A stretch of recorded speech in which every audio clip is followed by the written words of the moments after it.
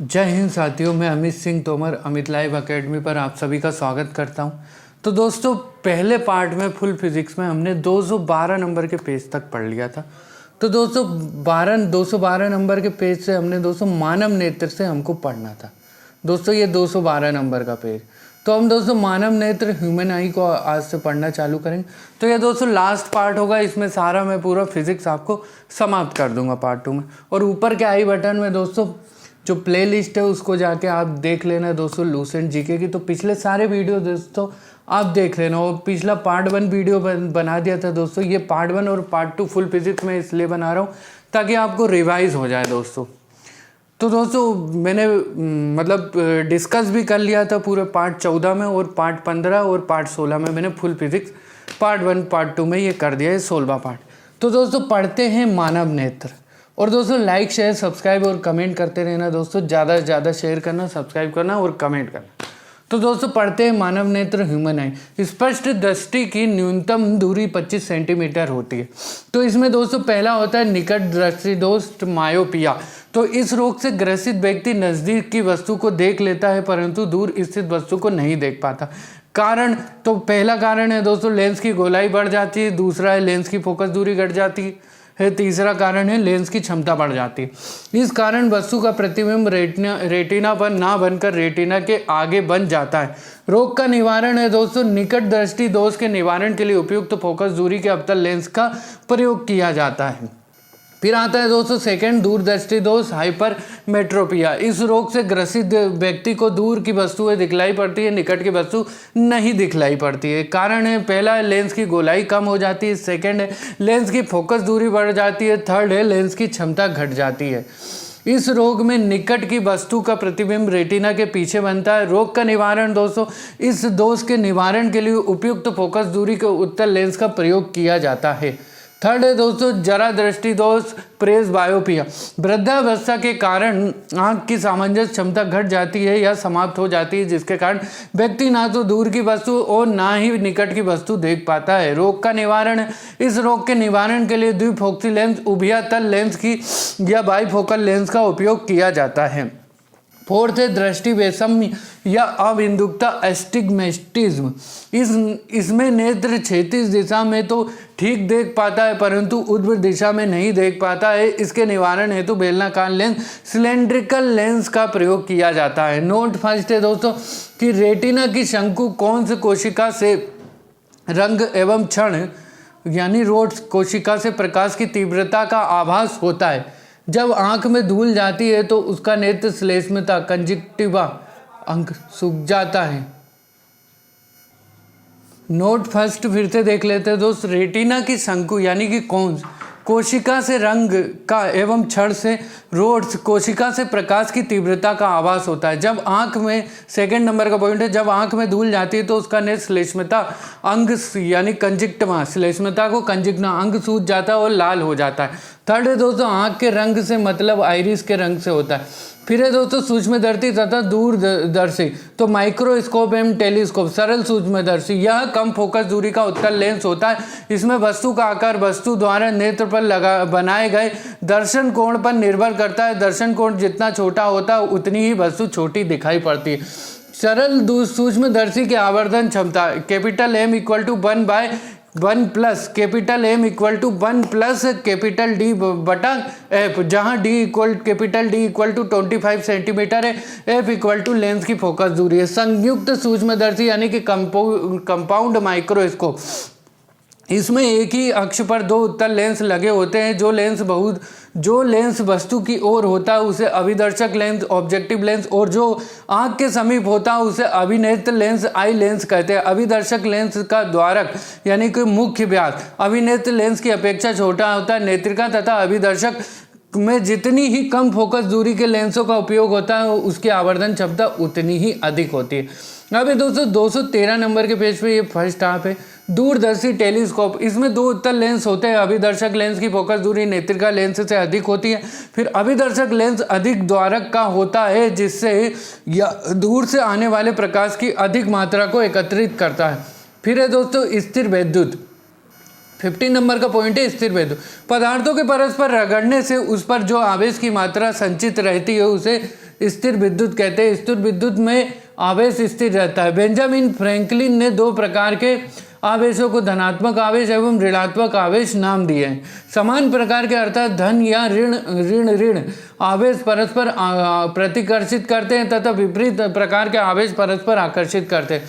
वस्तुओं का आवेशन इलेक्ट्रॉनों के स्थानांतरण के फलस्वरूप होता है। यहाँ नीचे दी गई सारणी में कुछ वस्तुएं इस ढंग से सजाई गई है कि यदि किसी वस्तु को किसी दूसरी वस्तु से रगड़कर विद्युत उत्पन्न की जाए तो सारणी में जो ऊपर उसमें धन आवेश तथा जो नीचे उसमें ऋण आवेश उत्पन्न होता है। जैसे कांच को कागज के साथ रगड़ने पर कांच में धन आवेश एवं कागज में ऋण आवेश उत्पन्न होता है।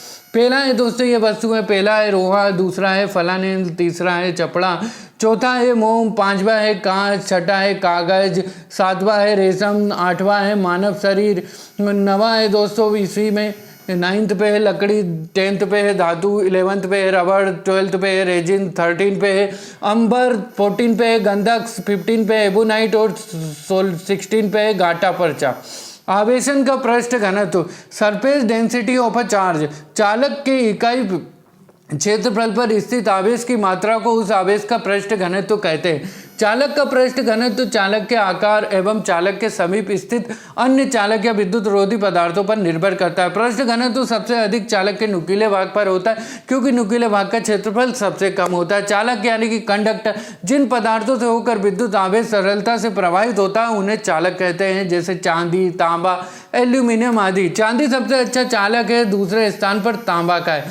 नोट, तड़ित चालक का आविष्कार बेंजामिन फ्रैंकलिन ने किया था। यहाँ यह तांबे का बना होता है। अचालक यानी कि नॉन कंडक्टर, जिन पदार्थों से होकर आवेश का प्रवाह नहीं होता उन्हें अचालक कहते हैं, जैसे लकड़ी, रबड़, कागज आदि। कूलाम का नियम, कूलम्बस लॉ, दो स्थिर विद्युत आवेशों के बीच लगने वाला आकर्षण अथवा प्रतिकर्षण बल दोनों आवेशों की मात्राओं के गुणनफल के अनुक्रमानुपाती एवं उनके बीच की दूरी के वर्ग के व्युत्क्रमानुपाती होता है तथा यह बल दोनों आवेशों को मिलाने वाली रेखा के अनुदिश कार्य करता है। अब दोस्तों इसी में सेकेंड हाफ में देख लेते हैं। फिर है दोस्तों विद्युत क्षेत्र यानी कि इलेक्ट्रिक फील्ड। किसी आवेश या आवेशित वस्तु के चारों ओर का स्थान जहां तक उसके प्रभाव का अनुभव किया जा सके वो विद्युत क्षेत्र कहलाता है। विद्युत क्षेत्र की तीव्रता, इंटेंसिटी ऑफ इलेक्ट्रिक फील्ड, विद्युत क्षेत्र में किसी बिंदु पर स्थित एकांक धन आवेश पर क्रियाशील बल को विद्युत क्षेत्र की तीव्रता कहते हैं। खोखले चालक के विद्युत क्षेत्र, किसी भी खोखले चालक के अंदर विद्युत क्षेत्र शून्य होता है। यदि ऐसे चालक को आवेशित किया जाए तो संपूर्ण आवेश उसके बाहरी पृष्ठ पर ही रहता है। अतः खोखला गोला एक विद्युत परिरक्षक यानी कि इलेक्ट्रोस्टैटिक शील्ड का कार्य करता है। यही कारण है कि यदि किसी कार पर तड़ित विद्युत गिर जाए तो कार के अंदर बैठे व्यक्ति पूर्ण सुरक्षित रहता है। तड़ित से प्राप्त विद्युत आवेश कार की बाहरी सतह पर ही रहता है। फिर है दोस्तों विद्युत विभव, इलेक्ट्रिक पोटेंशियल, किसी धनात्मक आवेश को अनंत से विद्युत क्षेत्र के किसी बिंदु तक लाने में किए गए कार्य कैपिटल W एवं आवेश के मान Q नोट के अनुपात यानी रेशियो को उस बिंदु का विद्युत आवेश कहा जाता है। विद्युत विभव का ऐसा ही मात्रक वोल्ट होता है। यह एक अदिश राशि विभवांतर यानी पोटेंशियल डिफरेंस एक कूलाम धनात्मक आवेश को विद्युत क्षेत्र में एक बिंदु से दूसरे बिंदु तक ले जाने में किए गए कार्य को उन बिंदुओं के मध्य विभवांतर कहते हैं। इसका मात्रक भी वोल्ट होता है। यह एक अदिश राशि है। विद्युत धारिता, इलेक्ट्रिक कैपेसिटी, किसी चालक की धारिता के चालक को दिए गए आवेश कैपिटल Q तथा उसके कारण चालक के विभव में होने वाले परिवर्तन कैपिटल V के अनुपात यानी रेशियो को कहते हैं। विद्युत धारिता का ऐसा ही मात्रक फेराडे होता है। विद्युत सेल यानी कि इलेक्ट्रिक सेल, विद्युत सेल मुख्यतः दो प्रकार के होते हैं, प्राथमिक सेल और दूसरा है द्वितीयक सेल। प्राथमिक सेलों में रासायनिक ऊर्जा को सीधे विद्युत ऊर्जा में परिवर्तित किया जाता है। एक बार प्रयोग कर लेने के बाद यह बेकार हो जाता है। Voltaic cell, Leclanche cell, Daniell cell, शुष्क सेल प्राथमिक सेल के उदाहरण है। द्वितीयक सेल में पहले विद्युत ऊर्जा को रासायनिक ऊर्जा में फिर रासायनिक ऊर्जा को विद्युत ऊर्जा में परिवर्तित किया जाता है। आवेशन कर इसे बार बार प्रयोग में लाया जाता है। जैसे कि दोस्तों एग्जाम्पल के तौर पे आप ले लीजिए मोबाइल बैटरी जो रहती हैं दोस्तों वो द्वितीयक सेल के ही उदाहरण है। वोल्टी सेल का आविष्कार 1799 ईस्वी में प्रोफेसर एलिजांडो वोल्टा ने किया था। लेक्लांसे सेल का प्रयोग वहां किया जाता है जहां रुक रुक कर थोड़े समय के लिए विद्युत धारा की आवश्यकता होती है, जैसे कि विद्युत घंटी और टेलीफोन। अब दोस्तों ये टेबल देख लेते हैं हम, टेबल में क्या क्या है दोस्तों। तो इस टेबल में दोस्तों आपको दिख रहा होगा 240 पे कर लेना आप ये टेबल के लिए दोस्तों। तो दोस्तों वोल्टी सेल है जिसमें एनोड जो होता है दोस्तों वो तांबे का बना होता है, कैथोड वो होता है दोस्तों जस्ते का बना होता है, और विद्युत अपघट्य दोस्तों तनु गंधा कमल होता है और विद्रोभक नहीं होता है, और विद्युत वाहक बल दोस्तों ईएमएफ होता है इसका 1.08, और आंतरिक प्रतिरोध दोस्तों 2 से 4 ओम होता है। लेक-लांसे सेल सेकंड सेल है दोस्तों, इसमें दोस्तों धनोद यानी कि एनोड बना होता है दोस्तों कार्बन का, और ऋणोद कैथोड बना होता है जस्ते का, और विद्युत अपघट्य इलेक्ट्रोलाइट होता है दोस्तों नो सादर का घोल NH4Cl दोस्तों, और द्विध्रुवक होता है MnO2 दोस्तों, और विद्युत वाहक बल यानी वोल्ट में होता है दोस्तों 1.46 वोल्ट होता है, और आंतरिक प्रतिरोध होता है 2 से 4 ओम। शुष्क सेल दोस्तों 3rd नंबर का है, इसमें एनोड दोस्तों कार्बन का बना होता है, और ऋणोद यानी कैथोड दोस्तों जस्ते का बना होता है, विद्युत अपघट्य नो सादर का पेस्ट होता है इलेक्ट्रोलाइट दोस्तों। फिर है दोस्तों डिपोलराइज इजर यानी कि द्विध्रुवक जो कि दोस्तों होता है MnO2, और दोस्तों वोल्ट में विद्युत वाहक बल होता है 1.46 होता है, और 2 से 5 ओम प्रतिरोध आंतरिक प्रतिरोध होता है। अब 4th नंबर पे दोस्तों डेनियल सेल जो कि जिसमें एनोड दोस्तों ऋणोद जो है वो दोस्तों यानी कि दोस्तों एनोड यानी धनोद काय का दोस्तों तांबे का बना होता है, ऋणोद यानी कैथोड दोस्तों जस्ते का बना होता है, विद्युत अपघट्य यानी कि इलेक्ट्रोलाइट होता है दोस्तों तनु H2SO4, विद्युत डिपोलराइजर होता है COSO4, और विद्युत वाहक बल यानी कि वोल्ट होता है दोस्तों 1.08, और 2 से 3 ओम प्रतिरोध होता है। फिर है दोस्तों 5th नंबर पे आता है बाइक्रोमेट सेल जो कि दोस्तों धनोद और एनोड इसमें कार्बन का होता है, ऋणोद यानी कैथोड इसमें दोस्तों जस्ते का होता है, और विद्युत अपघट्य इलेक्ट्रोलाइट होता है इसमें तनु H2SO4, और द्विध्रुवक यानी कि डिपोलराइजर होता है दोस्तों इसमें K2Cr2O7, और विद्युत वाहक बल वोल्ट में होता है दोस्तों 2 वोल्ट, और ओम प्रतिरोध में होता है दोस्तों बहुत ही कम प्रतिरोध होता है। फिर है दोस्तों 6ठे नंबर पे आता है वेस्टर्न कैडमियम सेल जिसमें दोस्तों एनोड धनोद जो होता है वो पारा होता है, और ऋणोद कैथोड होता है कैडमियम अमलगम, और विद्युत अपघट्य यानी कि इलेक्ट्रोलाइट होता है दोस्तों CdSO4 का गोल, और द्विध्रुवक यानी कि डिपोलराइजर होता है दोस्तों इसमें Hg2SO4, और दोस्तों विद्युत वाहक बल वोल्ट में होता है 1.018, और दोस्तों आंतरिक प्रतिरोध होता है दो होता है लगभग 2 होता है। अब ये दोस्तों 7वें नंबर का सेल है जो कि सीसा संचायक सेल है जिसमें लेड पेरा ऑक्साइड PbO2 जो होता है दोस्तों एनोड धनोद होता है, और कैथोड यानी कि ऋणोद जो होता है दोस्तों स्पंजी लेड यानी Pb होता है, और विद्युत अपघट्य इलेक्ट्रोलाइट होता है दोस्तों तनु H2SO4, और डिपोलराइज तो इसमें दोस्तों नहीं है, और विद्युत वाहक बल वोल्ट में होता है 2.2, और आंतरिक प्रतिरोध होता है दोस्तों 0.02 का। और 8वां है दोस्तों क्षारीय संचायक सेल या एनीफे सेल जिसको कि बोलते हैं, जिसमें धनोद यानी कि एनोड होता है निकिल हाइड्रोक्साइड यानी NiOH थ्राइस, और कैथोड होता है दोस्तों ऋणोद जो होता है दोस्तों लोहा Fe होता है, और KOH का सांद्र घोल जो होता है दोस्तों विद्युत अपघट्य इलेक्ट्रोलाइट होता है, और द्विध्रुवक डिपोलराइजर नहीं होता है दोस्तों। विद्युत वाहक बल वोल्ट में दोस्तों होता है EMF होता है 1.35, और आंतरिक प्रतिरोध होता है दोस्तों 0.01 का होता है ओम में। अब दोस्तों इसी में आगे बढ़ते हैं हम 214 नंबर के पेज पे पढ़ते हैं विद्युत धारा। 16वें नंबर की हेडिंग है दोस्तों विद्युत धारा। तो विद्युत धारा किसी चालक में विद्युत आवेश के प्रवाह की दर को विद्युत धारा कहते हैं। विद्युत धारा की दिशा धन आवेश की गति की दिशा की ओर मानी जाती है। इसका एसआई मात्रक एम्पियर होता है। विद्युत धारा का एसआई मात्रक एम्पियर है, या विद्युत धारा एक अदिश राशि।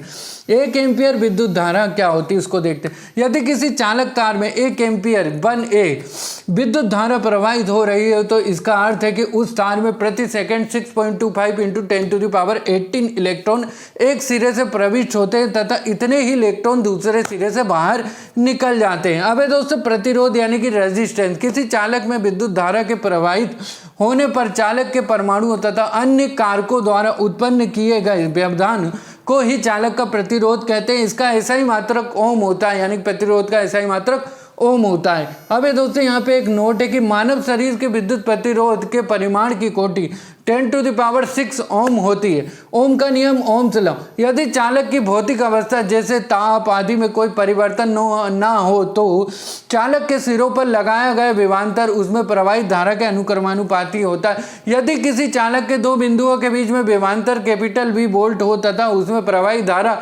कैपिटल I एम्पियर हो तो ओम के नियमानुसार V समानुपाती I या V = RI, जहां R एक नियतांक है जिसे चालक का प्रतिरोध कहते हैं।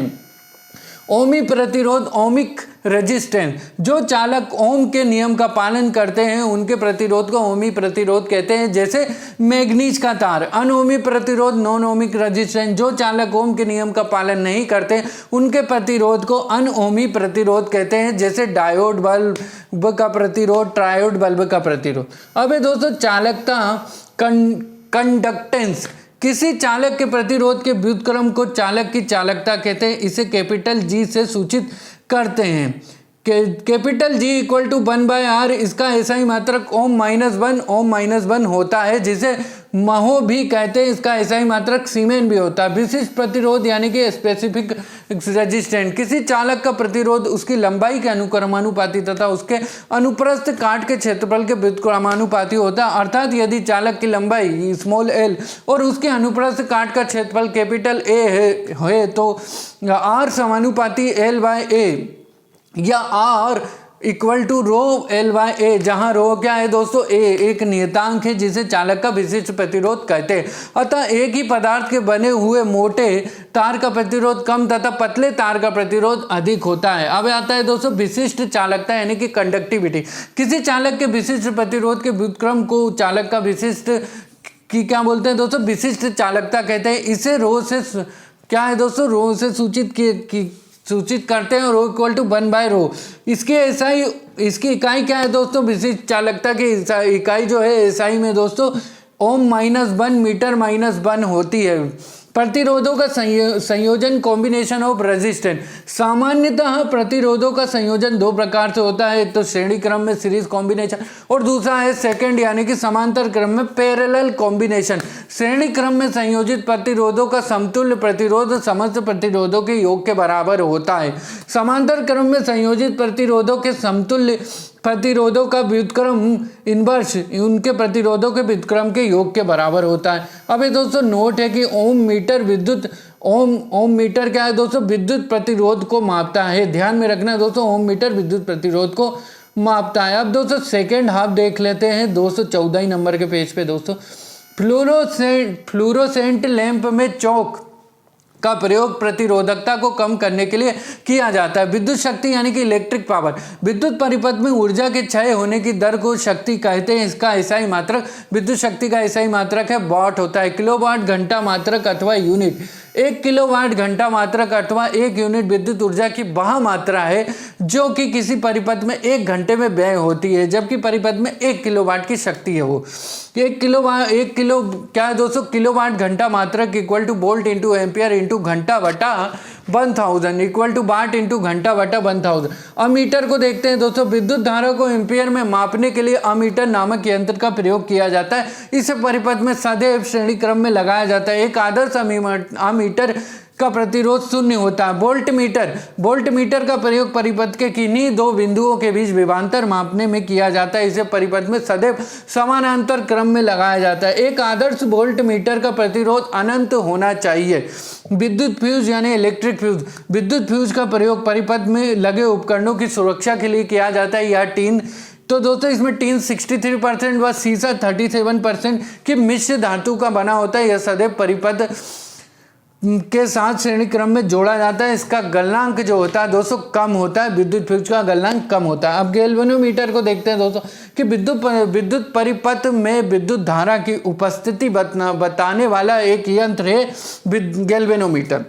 गैल्वेनोमीटर की सहायता से 10⁻⁻⁶ एम्पियर तक की विद्युत धारा को मापा जा सकता है।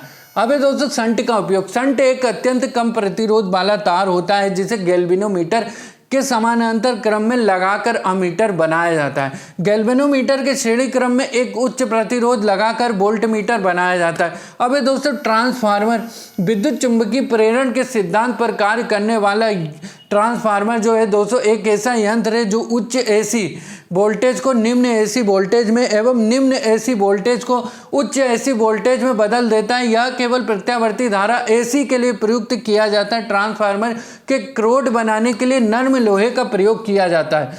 अब ये दोस्तों एसी डायनेमो किसको बोलते हैं देखते हैं, या जनरेटर भी इसको बोलते हैं। एसी डायनेमो या जनरेटर एक ऐसा यांत्रिक ऊर्जा क्या करता है दोस्तों, एसी डायनेमो या जनरेटर यांत्रिक ऊर्जा को विद्युत ऊर्जा में परिवर्तित करता है। यह विद्युत चुंबकीय प्रेरण के सिद्धांत पर काम करता है। एसी डायनेमो विद्युत चुंबकीय प्रेरण के सिद्धांत पर काम करता है, यानी कि जनरेटर भी इसी सिद्धांत पर काम। अब ये दोस्तों विद्युत मोटर यानी कि इलेक्ट्रिक मोटर यह एक ऐसा यंत्र है जो विद्युत ऊर्जा को यांत्रिक ऊर्जा में बदल देता है। यह विद्युत चुंबकीय प्रेरण के सिद्धांत पर कार्य नहीं करता है। दिष्टकारी यानी कि रेक्टिफायर, तो प्रत्यावर्ती धारा को दिष्ट धारा में परिवर्तित करने वाली युक्ति को दिष्टधारी कहते हैं। क्या है दोस्तों, दिष्टकारी कहते हैं। अब ये दोस्तों माइक्रोफोन जो है दोस्तों ध्वनि ऊर्जा को विद्युत ऊर्जा में परिवर्तित करता है। माइक्रोफोन विद्युत चुंबकीय प्रेरण के सिद्धांत पर आधारित है। अब ये दोस्तों नोट है कि विद्युत धारा के चुंबकीय प्रभाव की खोज डेनमार्क के वैज्ञानिक ऑस्ट्रेड ने की थी। अब ये दोस्तों प्राथमिक शक्ति स्टेशनों पर जो विद्युत धारा उत्पन्न होती है वह प्रत्यावर्ती धारा होती है तथा उसकी वोल्टता 22,000 वोल्टेज या इससे अधिक हो सकती। ग्रिड उप स्टेशन ट्रांसफार्मर की सहायता से वोल्टता बढ़ा देते हैं जो 1,32,000 वोल्ट तक भी हो सकती है, ताकि विद्युत संचरण में विद्युत ऊर्जा का क्षय बहुत कम हो। अब दोस्तों 215 नंबर के पेज पे हम फर्स्ट हाफ देख लेते हैं। तो इसमें दोस्तों 17 नंबर की हेडिंग है चुंबकत्व, यानी कि मैग्नेट से संबंधित है। प्राकृतिक चुंबक लोहे का ऑक्साइड Fe3O4 है। इसका कोई भी निश्चित आकार नहीं होता। कृत्रिम विधियों द्वारा बनाए गए चुंबक को कृत्रिम चुंबक कहते हैं। यह लोहा, इस्पात, कोबाल्ट आदि से बनाया जा सकता है। यह विभिन्न आकृति की होती है, जैसे कि छड़ चुंबक, घोड़ा नाल चुंबक, चुंबकी सुई आदि। चुंबक लोहे को अपनी ओर आकर्षित करता है। इस गुण को चुंबकत्व कहते हैं। चुंबक के सिरों के समीप चुंबकत्व सबसे अधिक होता है। ये क्षेत्र चुंबक के ध्रुव यानी कि पोल कहलाते हैं। चुंबक के ठीक मध्य में चुंबकत्व नहीं होता। चुंबक को क्षैतिज तल में स्वतंत्रता पूर्वक लटकाने पर उसका एक ध्रुव सदैव उत्तर की ओर तथा दूसरा ध्रुव सदैव दक्षिण की ओर ठहरता है। उत्तर की ओर ठहरने वाले ध्रुव को उत्तरी ध्रुव तथा दक्षिण की ओर ठहरने वाले ध्रुव को दक्षिणी ध्रुव कहते हैं। चुंबक के दो ध्रुवों को मिलाने वाली रेखा को चुंबकीय अक्ष कहते हैं। समान ध्रुव प्रतिकर्षण एवं असमान ध्रुव आकर्षण होता है, मतलब आकर्षण होता है समान ध्रुवों में। नोट है दोस्तों, यदि किसी चुंबक का तीसरा ध्रुव हो तो तीसरा ध्रुव परिणामी ध्रुव कहलाता है। चुंबक चुंबकीय पदार्थों में प्रेरण यानी कि इंडक्शन द्वारा चुंबकत्व उत्पन्न करता है। चुंबकीय क्षेत्र यानी कि मैग्नेटिक फील्ड, चुंबक के चारों ओर बाह्य क्षेत्र जिसमें चुंबक के प्रभाव का अनुभव किया जा सकता है, चुंबकीय क्षेत्र कहलाता है। चुंबकीय क्षेत्र की तीव्रता, चुंबकीय क्षेत्र में क्षेत्र के लंबवत एकांक लंबाई का एक ऐसा चालक तार रखा जाए जिसमें एकांक प्रबलता की धारा प्रवाहित हो रही हो, तो चालक पर लगने वाला बल ही चुंबकीय क्षेत्र की तीव्रता की माप होगी। चुंबकीय क्षेत्र की तीव्रता एक सदिश राशि है। इसका मात्रक न्यूटन प्रति एम्पियर मीटर अथवा वेबर प्रति मीटर स्क्वायर या टेस्ला कैपिटल टी होता है। अब दोस्तों चुंबकीय बल रेखाएं यानी कि magnetic lines of a force. चुंबकीय क्षेत्र में बल रेखाएं वे काल्पनिक रेखाएं हैं जो उस स्थान में चुंबकीय क्षेत्र की दिशा को अविरत प्रदर्शित करती हैं। यानी चुंबकीय बल रेखा के किसी भी बिंदु पर खींची गई स्पर्श रेखा उस बिंदु पर चुंबकीय क्षेत्र की दिशा को प्रदर्शित करती है। नोट है दोस्तों कि चुंबकीय सुई उत्तर की तरफ संकेत करती है। मुक्त रूप से लटकी हुई चुंबकीय सुई का अक्ष भौगोलिक अक्ष के साथ में 18 डिग्री का कोण बनाती है। चुंबकीय बल रेखाओं के गुण दोस्तों, पहला पॉइंट है कि चुंबकीय बल रेखाएं सदैव चुंबक के उत्तरी ध्रुव में निकलती है तथा वक्र बनाती हुई दक्षिणी ध्रुव में प्रवेश कर जाती हैं और चुंबक के अंदर से होती हुई पुनः उत्तरी ध्रुव में वापस आती हैं। सेकंड नंबर पॉइंट है दोस्तों, दो बल रेखाएं एक दूसरे को कभी नहीं काटती हैं। थर्ड है दोस्तों कि चुंबकीय क्षेत्र जहां प्रबल होता है वहां बल रेखाएं पास पास होती है। फोर्थ है दोस्तों, एक समान चुंबकीय क्षेत्र की बल रेखाएं परस्पर समांतर एवं बराबर बराबर दूरियों पर होती हैं। चुंबकीय पदार्थ यानी कि मैग्नेटिक सब्सटेंसेस। पहला पॉइंट है दोस्तों, प्रति चुंबकीय पदार्थ डायमैग्नेटिक सब्सटेंसेस। प्रति चुंबकीय पदार्थ वे पदार्थ जो चुंबकीय क्षेत्र में रखे जाने पर क्षेत्र की विपरीत दिशा में चुंबकित हो जाते हैं, जैसे कि दोस्तों जस्ता, बिस्मित, तांबा, चांदी, सोना, हीरा, नमक, जल आदि प्रति चुंबकीय पदार्थों के उदाहरण है। सेकंड है दोस्तों, अनुचुंबकीय पदार्थ यानी कि पैरामैग्नेटिक सब्सटेंस। अनुचुंबकीय पदार्थ वे पदार्थ है जो चुंबकीय क्षेत्र में रखने पर क्षेत्र की दिशा में थोड़ी सी यानी एक से कम चुंबकित हो जाते हैं। Platinum, chromium, sodium, aluminium, oxygen आदि इसी के उदाहरण है अनुचुंबकीय पदार्थ के। अब ये दोस्तों इसी में सेकंड हाफ देख लेते हैं 215 नंबर के पेज पे दोस्तों। तीसरा पॉइंट है दोस्तों लोह चुंबकीय यानी कि फेरोमैग्नेटिक सब्सटेंसेस। लोह चुंबकीय पदार्थ वे पदार्थ है जो चुंबकीय क्षेत्र में रखने पर क्षेत्र की दिशा में प्रबल रूप से चुंबकित हो जाते हैं, लोह चुंबकीय पदार्थ कहलाते हैं। अब ये दोस्तों इसके एग्जाम्पल है लोहा, निकिल, कोबाल्ट, इस्पात इसके उदाहरण है। अब ये दोस्तों डोमेन्स, लोह चुंबकीय पदार्थ में प्रत्येक परमाणु ही एक चुंबक होता है और उनमें असंख्य परमाणुओं के समूह होते हैं जिन्हें हम डोमेन कहते हैं। एक डोमेन में 10⁻18 से 10⁻21 तक परमाणु होते हैं। लोह चुंबकीय पदार्थों का तीव्र चुंबकत्व इन डोमेनों के कारण ही होता है। अब है दोस्तों क्यूरी ताप, क्यूरी टेम्परेचर।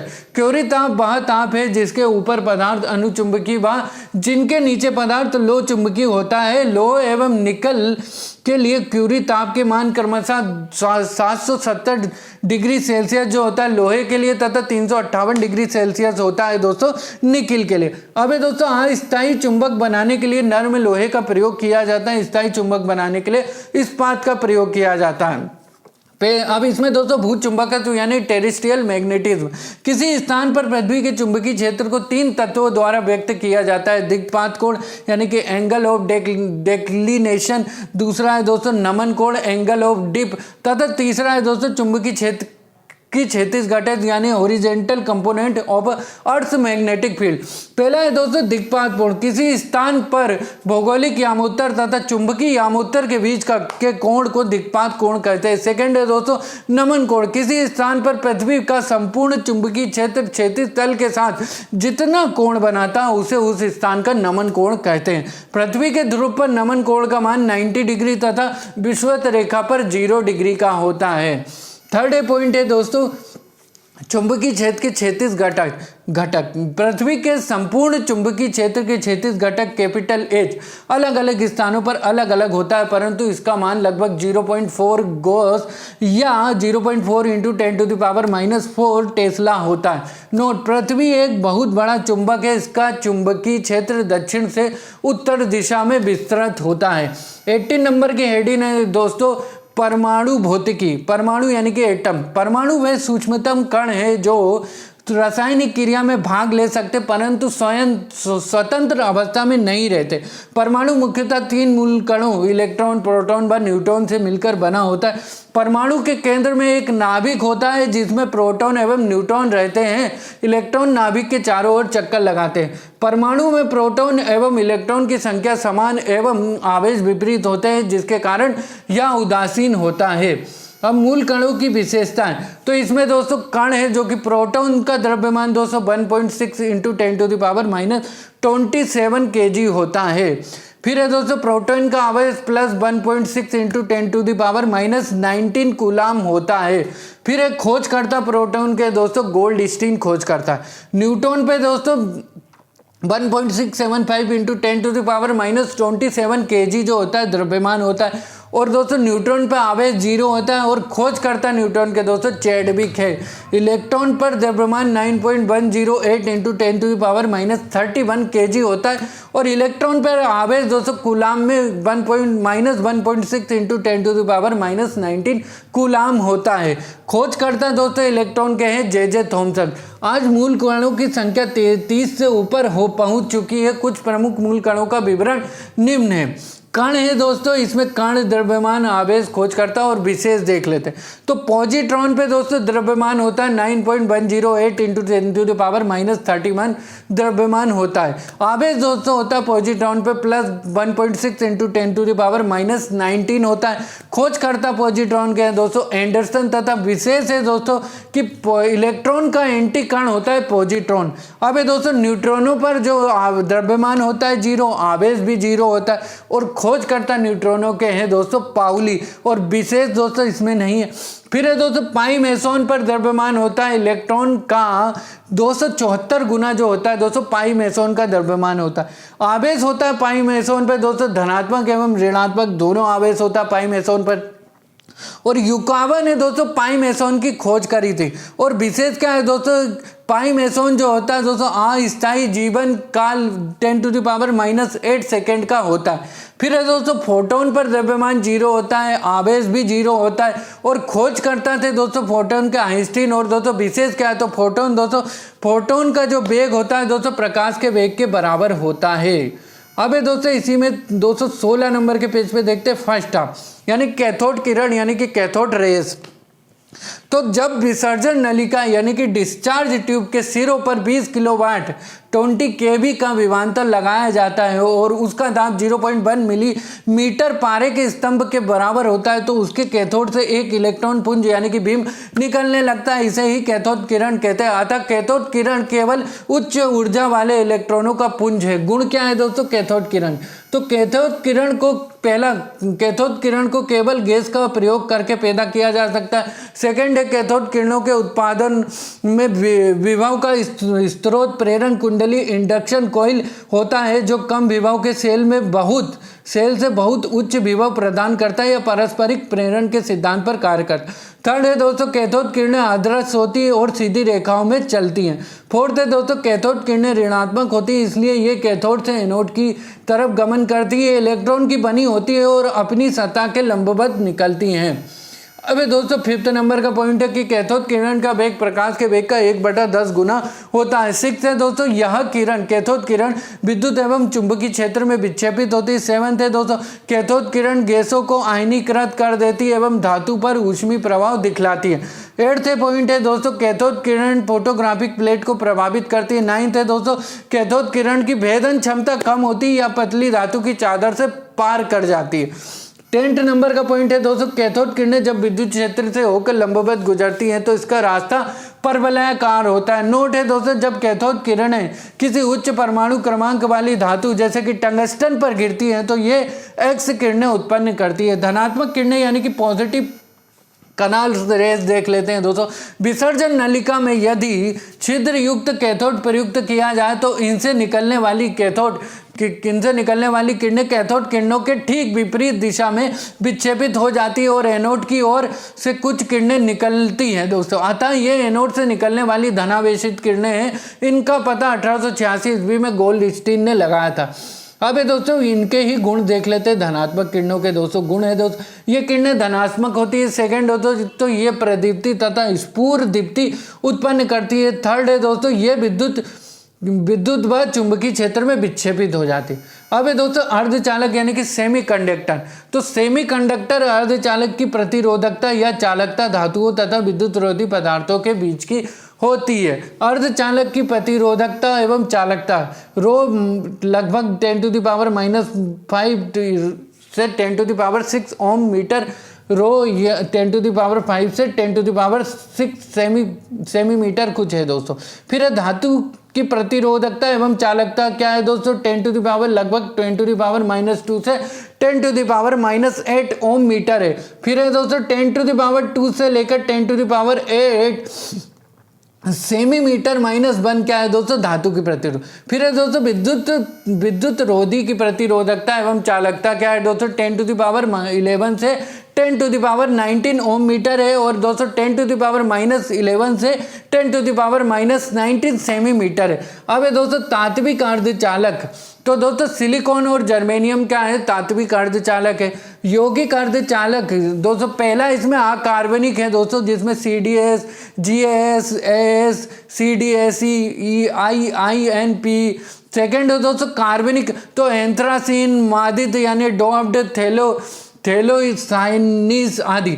थर्ड है दोस्तों कार्बनिक बहुलक, पॉलीपायरोल, पॉलीएनिलीन, पॉलीथायोफिन, ये क्या है दोस्तों कार्बनिक बहुलक। फिर है दोस्तों नेज अर्धचालक यानी इंस्ट्रिक सेमीकंडक्टर, जिन अर्धचालकों में मुक्त इलेक्ट्रॉन तथा कोटर ऊष्मीय प्रभाव द्वारा उत्पन्न किया जाते हैं उन्हें नेज अर्धचालक कहते हैं। नेज अर्धचालकों में मुक्त इलेक्ट्रॉनों की संख्या Ne होलों की संख्या NH के बराबर होती है। Ne = NH = Ni। अब दोस्तों इसी में दोस्तों सेकेंड हाफ देख लेते हैं और ये दोस्तों 216 नंबर के पेज का सेकेंड हाफ है, जहां N1 को नेज वाहक सांद्रता कहते हैं। अर्धचालकों में यहाँ अद्वितीय गुण होता है, उनमें इलेक्ट्रॉन के साथ साथ होल भी गति करते हैं।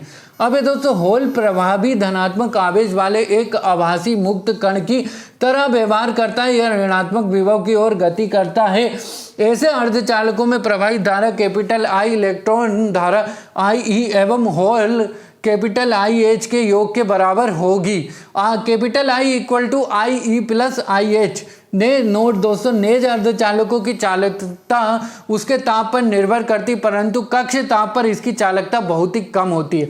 अब ये दोस्तों अपद्रव्यी अर्धचालक यानी एक्सट्रिंसिक सेमीकंडक्टर, जब किसी अशुद्ध अर्धचालक में कोई उपयुक्त अशुद्धि उत्पन्न मात्रा में मिलाई जाती है तो उसकी चालकता में कई गुना वृद्धि हो जाती है। इस प्रकार के पदार्थों को अपद्रव्यी अर्धचालक कहते हैं।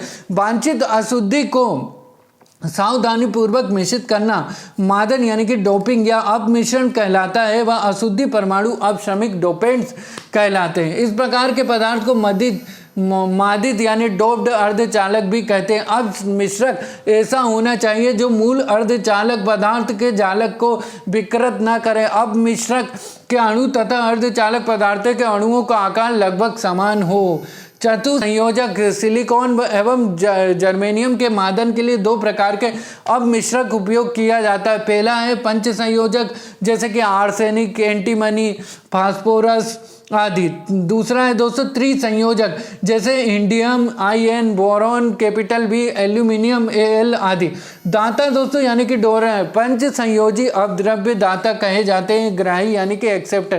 त्रिसंयोजी अपद्रव्य परमाणु ग्रही कहे जाते हैं। डोपिंग, तो अपद्रव्य मिलाए जाने की प्रक्रिया को डोपिंग कहते हैं। इन प्रकार के अर्धचालक ऐसे बाह्य अर्धचालक जिनमें विद्युत का प्रवाह मुक्त इलेक्ट्रॉनों की संख्या बढ़ जाने के कारण होता है, इन प्रकार के अर्धचालक कहलाते हैं। जब शुद्ध अर्धचालक पंच संयोजी अपद्रव्य मिला दिया जाता है तो इस प्रकार के अर्धचालक प्राप्त होते हैं। पंच संयोजक मिश्रक विद्युत चालन के लिए एक अतिरिक्त इलेक्ट्रॉन प्रदान करता है और इसलिए इसे दाता अशुद्धि यानी डोनर इम्प्योरिटी कहते हैं। अतः पंच संयोजक मिश्रक के साथ अमिश्रण होने पर नेज अर्धचालक में इलेक्ट्रॉन बहुसंख्यक आवेश वाहक तथा होल अल्पांश आवेश वाहक बन जाते हैं। इन प्रकार के अर्धचालक के लिए Ne क्या है दोस्तों, ग्रेटर देन के दो साइन, फिर NH, फिर है दोस्तों P प्रकार के अर्धचालक।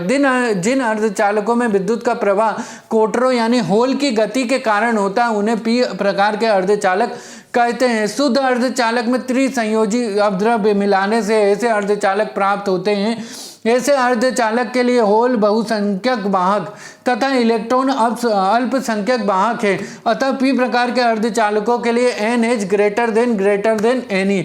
नोट, ताप बढ़ाने पर अर्धचालक की चालकता बढ़ती है परंतु चालक की चालकता घटती है। अब दोस्तों PN संधि यानी PN जंक्शन, तो PN संधि बहुत सी अर्धचालक युक्तियों जैसे कि डायोड, ट्रांजिस्टर आदि की मूल इकाई है। अर्धचालक डायोड, यहाँ क्या है दोस्तों, यहाँ मूल रूप में एक PN संधि होती है जिसके सिरों पर धात्विक संपर्क जुड़े होते हैं ताकि इस संधि पर कोई बाह्य वोल्टा अनुप्रयुक्त की जा सके। अब दोस्तों आग्रदिशिक बायस में PN संधि डायोड, जब किसी अर्धचालक डायोड के दो सिरों के बीच कोई बाह्य वोल्टता B इस प्रकार अनुप्रयुक्त की जाती है कि बैटरी का धन टर्मिनल पी फलक तथा ऋण टर्मिनल एन फलक से संयोजित करते हैं तो इसे अग्रदिशिक बायसित कहते हैं। अब ये दोस्तों 217 नंबर के पेज पर है दोस्तों, पहला आप देख लेते हैं कि पश्च दिशिक बायस में पीएन संधि डायोड जब किसी अर्धचालक डायोड के दो सिरों के बीच कोई बाह्य वोल्टता भी इस प्रकार अनुप्रयुक्त करते हैं कि बैटरी के धन टर्मिनल को एन फलक से तथा ऋण टर्मिनल को पी फलक से जोड़ते हैं तो डायोड को पश्च दिशिक बायसित कहते हैं। अब दोस्तों डायोड बल्ब वैज्ञानिक फ्लेमिंग द्वारा सन 1904 में निर्मित यह एक ऐसी निर्वात नलिका है जिसमें केवल दो ही इलेक्ट्रोड यानी तंतु एवं प्लेट होते हैं। तंतु टंगस्टन का पतला तार होता है जिस पर बेरियम ऑक्साइड का लेप होता है। इसे बैटरी से गर्म करने पर इलेक्ट्रॉन निकलते हैं जो धनावेशित प्लेट की ओर चलते हैं। इससे डायोड परिपथ में प्लेट धारा का प्रवाह होने लगता है। प्लेट धारा ओम के नियम का पालन न करके चाइल्ड लेगुमर नियम I समानुपाती b टू द पावर 3/2 का पालन करती है। फिर है दोस्तों नोड, कैथोड के आसपास एकत्रित इलेक्ट्रॉन समूह की अंतराल आवेश कहते हैं। उपयोग दोस्तों डायोड बल्ब रिजुकारी यानी कि रेक्टिफायर के रूप में प्रयुक्त होता है, अर्थात इसके द्वारा प्रत्यावर्ती धारा AC को दिष्ट धारा DC में बदलते हैं। अब दोस्तों ट्रायोड बल्ब, तो यह 3 इलेक्ट्रोड प्लेट ग्रिड व तंतु वाली एक निर्वात नलिका है। ट्रायोड बल्ब का निर्माण दोस्तों 1907 ईस्वी में ली डी फॉरेस्ट यानी अमेरिका के दोस्तों थे, इन्हीं ने किया था। उपयोग दोस्तों ट्रायोड बल्ब का प्रवर्धक, एम्पलीफायर, दोलित यानी कि ऑसिलेटर, प्रेसी यानी कि ट्रांसमीटर एवं संसूचक यानी कि डिटेक्टर की तरह प्रयोग करते हैं। फिर है दोस्तों जेनर डायोड। जेनर डायोड का आविष्कार सी जेनर ने किया था। इसे भंजन क्षेत्र में पश्च दिशिक बायस में प्रचलित करने के लिए डिजाइन किया गया एवं इसका प्रयोग वोल्टता नियंत्रक के रूप में किया जाता है। फिर है दोस्तों फोटो डायोड। फोटो डायोड का उपयोग प्रकाशित संकेतों के संसूचन में होता है। फिर है दोस्तों प्रकाश उत्सर्जक यानी कि LED। तो दोस्तों LED का आविष्कार निक होलोनियाक ने किया था। यह विद्युत ऊर्जा को प्रकाश ऊर्जा में रूपांतरित करता है। जिन अर्धचालकों का उपयोग दृश्य LED के निर्माण में होता है उनका बैंड अंतराल कम से कम 1.8 EB होना चाहिए। दृश्य प्रकाश का स्पेक्ट्रम परिसर लगभग 0.4 माइक्रो एम से 0.7 माइक्रोमीटर है, अर्थात लगभग 3 EB से 1.8 EB तक होता है। यौगिक अर्धचालक गैलियम आर्सेनाइड फॉस्फाइड यानी कि GaS1-X P2PX का उपयोग विभिन्न वर्णों के LED के निर्माण में होता है। GaAs 0.6 P 0.4 EG लगभग 1.9 EB यानी इलेक्ट्रॉन वोल्ट का उपयोग लाल LED बनाने में तथा GaAs EG लगभग 1.4 EB का उपयोग अवरक्त LED बनाने में होता है। इन LED का उपयोग सुदूर नियंत्रण, चोर घंटी संयंत्रों, प्रकाशिक संचार आदि में किया जाता है। फिर है दोस्तों सौर सेल। सौर सेल मूल रूप में एक ऐसी पीएन संधि है जो सौर विकिरणों के आपतित होने पर EMF उत्पन्न करती है। यह फोटोडायोड के सिद्धांत पर कार्य करता है। सौर सेल के निर्माण के लिए आदर्श पदार्थ के रूप में उन अर्धचालकों को लेते हैं जिनका बैंड अंतराल 1.5 EB के निकट होता है। सौर सेलों के निर्माण के लिए प्रयुक्त होने वाले अर्धचालक पदार्थ जैसे कि SI यानी सिलिकॉन जिसका EG जो होता है 1.1 EB, GaAs जिसका EG होता है 1.43 EB और CDTE जिसका EG होता है 1.45 EB, CuInSe2 जिसका EG होता है 1.04 EB आदि है। सौर सेलों के निर्माण के लिए पदार्थों के चयन के लिए मुख्य कसौटियां हैं। पहला है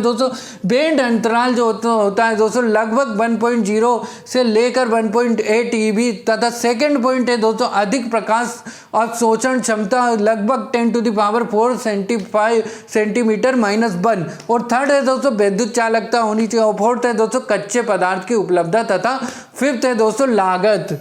अब है संधि ट्रांजिस्टर। 1947 में ट्रांजिस्टर के आविष्कार का श्रेय बेल टेलीफोन प्रयोगशाला USA के J वार्डिन तथा WH बेटन को जाता है। यह ट्रांजिस्टर एक बिंदु संपर्क ट्रांजिस्टर था। अब है इसी में हम सेकेंड हाफ देख लेते हैं दोस्तों।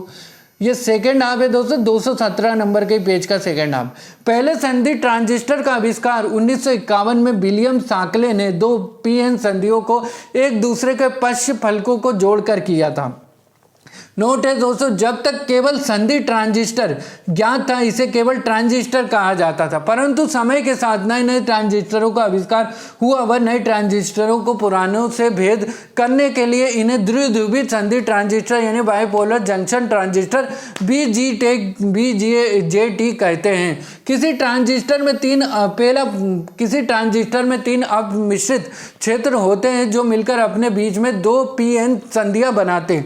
पहला है दोस्तों NPN ट्रांजिस्टर, जिसमें N प्रकार के अर्धचालक के 2 खंड यानी उत्सर्जक तथा संग्राहक, P प्रकार के अर्धचालक के 1 खंड यानी कि आधार द्वारा पृथक किया जाता है। सेकेंड है दोस्तों PNP ट्रांजिस्टर, इसमें P प्रकार के अर्धचालक के 2 खंड यानी उत्सर्जक एवं संग्राहक, N प्रकार के अर्धचालक के 1 खंड क्या है दोस्तों, आधार द्वारा पृथक किया जाता है।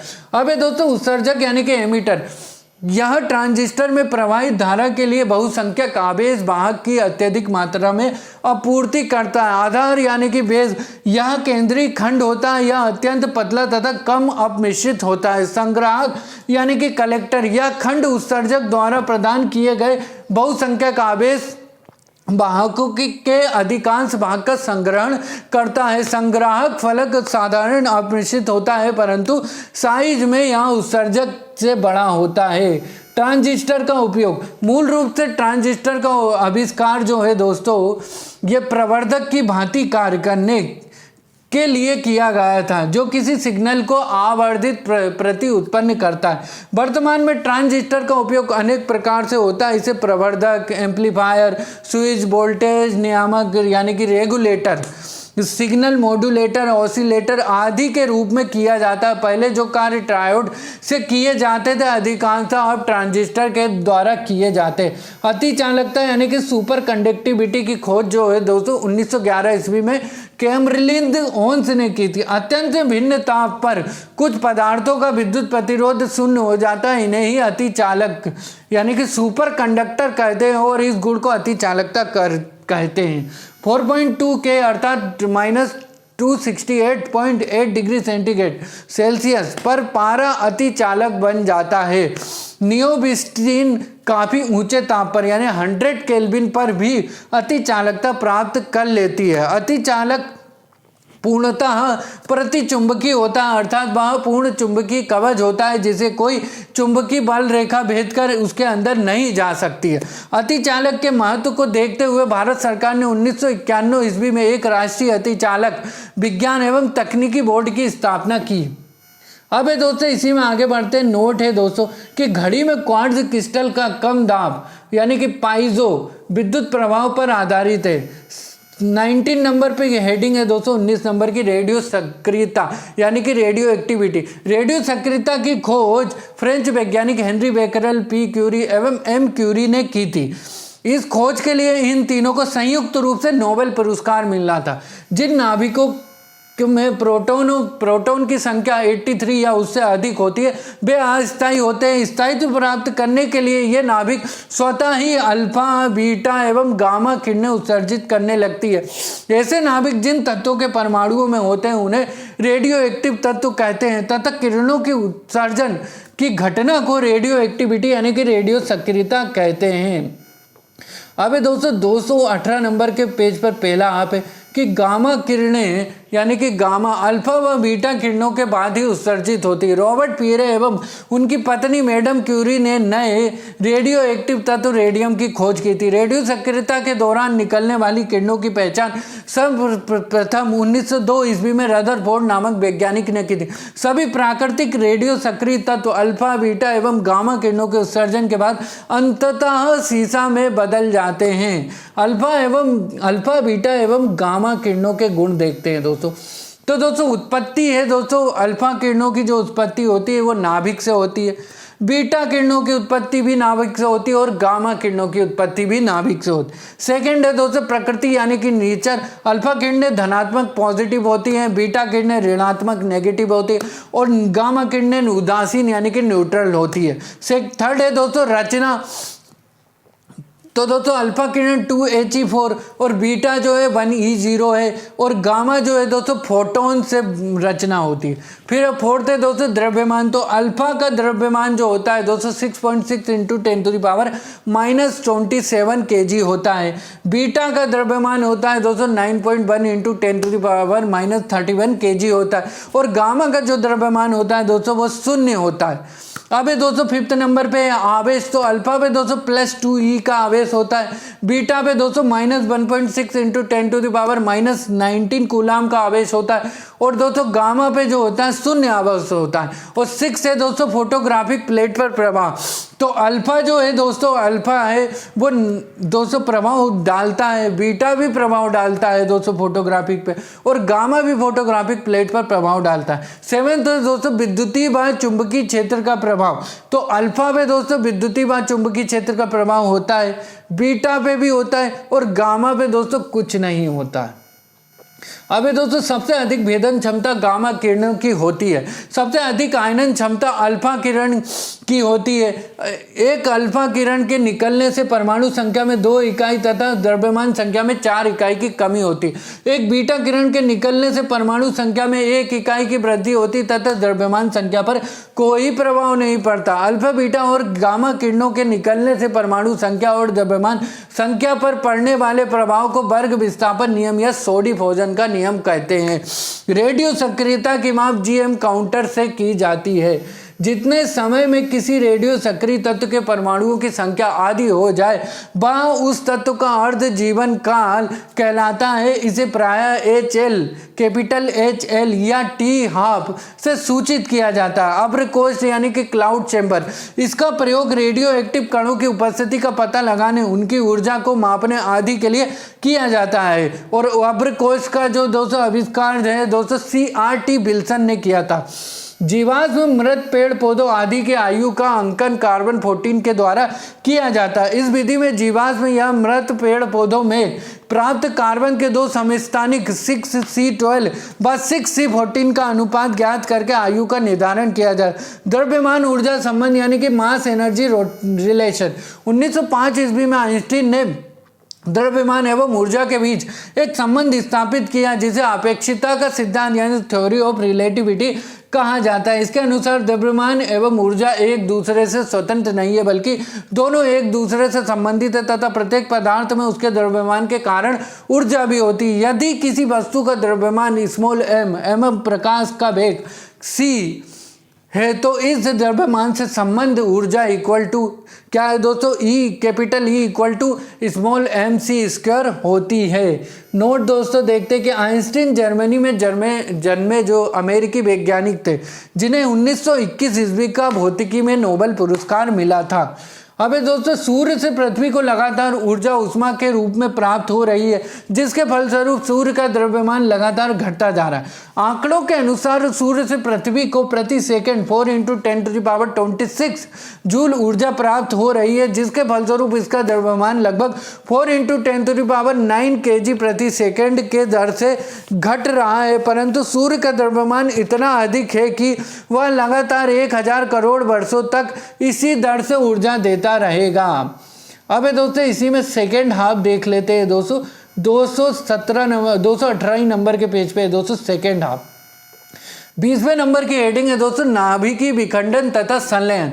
तो नाभिकीय विखंडन यानी कि न्यूक्लियर फ्यूजन, तो वहाँ नाभिकीय प्रतिक्रिया जिसमें कोई एक भारी नाभिक 2 भागों में टूटता है नाभिकीय विखंडन कहलाता है। विखंडन के दौरान उत्पन्न ऊर्जा को नाभिकीय ऊर्जा कहते हैं। सबसे पहले नाभिकीय विखंडन यानी कि फ्यूजन अमेरिकी वैज्ञानिक स्ट्रामेन एवं हॉर्न के द्वारा दिखाया गया। इन्होंने जब यूरेनियम 235 पर न्यूट्रॉनों की बमबारी की तो पाया कि यूरेनियम के नाभिक 2 खंडों में विभाजित हो जाते हैं। श्रृंखला अभिक्रिया यानी कि चेन रिएक्शन, जब यूरेनियम पर न्यूट्रॉनों की बमबारी की जाती है तो एक यूरेनियम नाभिक के विखंडन पर बहुत अधिक ऊर्जा व 3 नए न्यूट्रॉन उत्सर्जित होते हैं। ये उत्सर्जित न्यूट्रॉन यूरेनियम के अन्य नाभिकों को विखंडित करते हैं।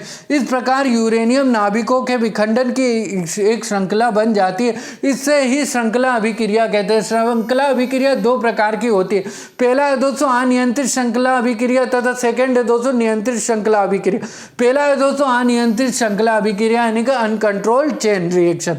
इस अभिक्रिया में 3 नए निकलने वाले न्यूट्रॉन पर नियंत्रण नहीं होता, जिसके कारण नाभिकों के विखंडन की दर 1:3:9:27 के अनुसार होती। फलस्वरूप ऊर्जा अत्यंत तीव्र गति से उत्पन्न होती है तथा बहुत कम समय में बहुत अधिक विनाश कर सकती है। इस अभिक्रिया में प्रचंड विस्फोट होता है। परमाणु बम में यही अभिक्रिया होती है। परमाणु बम यानी कि एटम बम। परमाणु बम का विकास जे रॉबर्ट ओपेनहीयर के निर्देशन में अमेरिका के द मैनहट्टन प्रोजेक्ट के तहत द्वितीय विश्व युद्ध के दौरान हुआ। परमाणु बम को बनाने के लिए यूरेनियम 92U35 तथा प्लूटोनियम 94Pu239 का प्रयोग किया जाता है।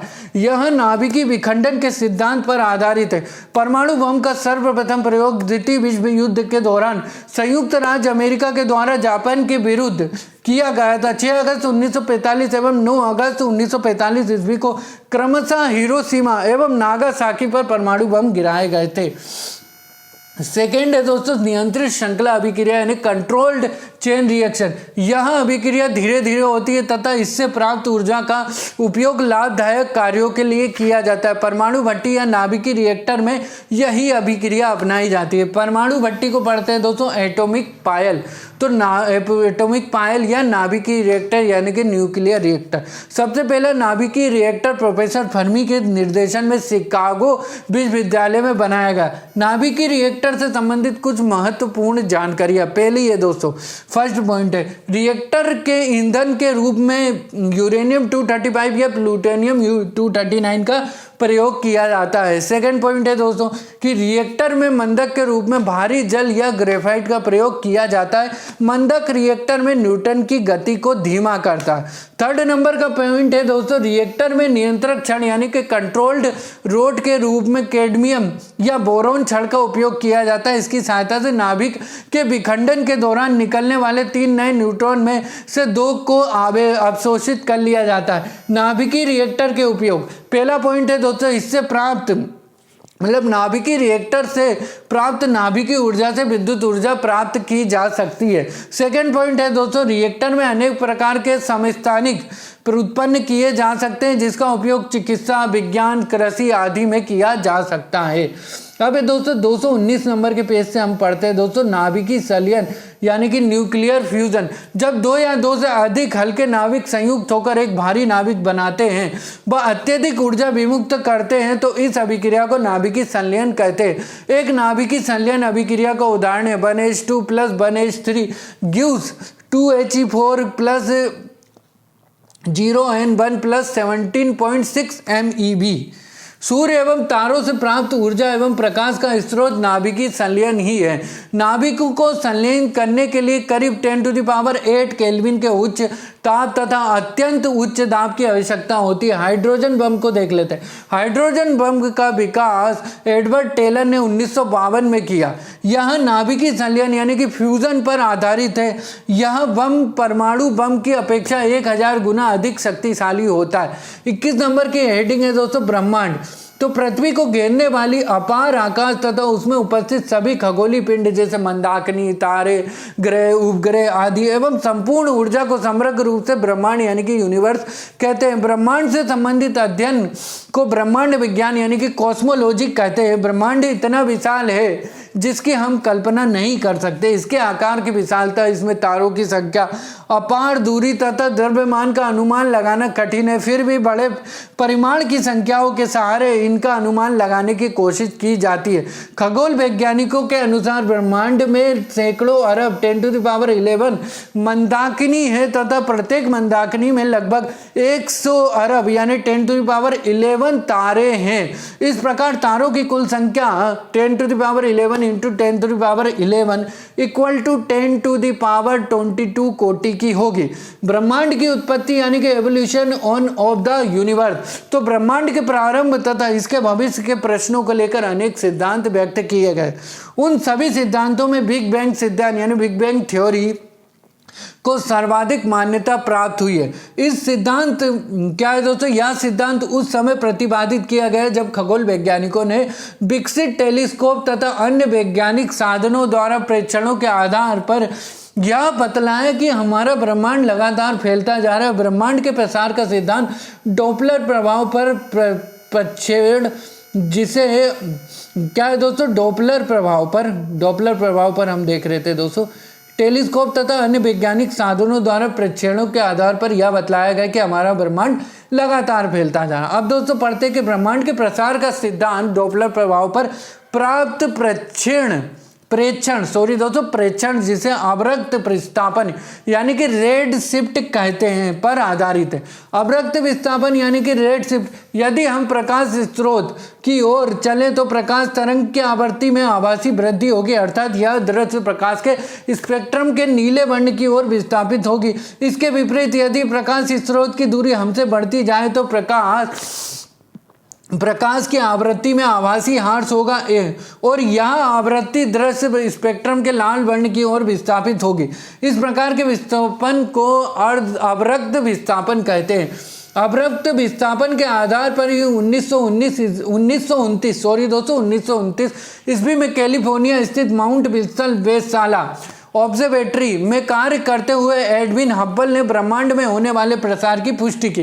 अपने प्रेक्षणों के दौरान हब्बल ने पाया कि कुछ निकटतम मंदाकिनियों के वर्णक्रमों की अवशोषण रेखाएं वर्णक्रम के लाल छोर की ओर खिसक रही। अतः अपने प्रेक्षणों के क्रम में वे निम्नलिखित 2 निष्कर्षों पर पहुंचे। पहला निष्कर्ष है दोस्तों, फर्स्ट पॉइंट, सभी मंदाकिनी यानी कि गैलेक्सी हमसे दूर जा रही है। सेकंड पॉइंट है, कोई मंदाकिनी हमसे जितनी दूरी पर है वह उतनी ही तेजी से हमसे दूर जा रही है।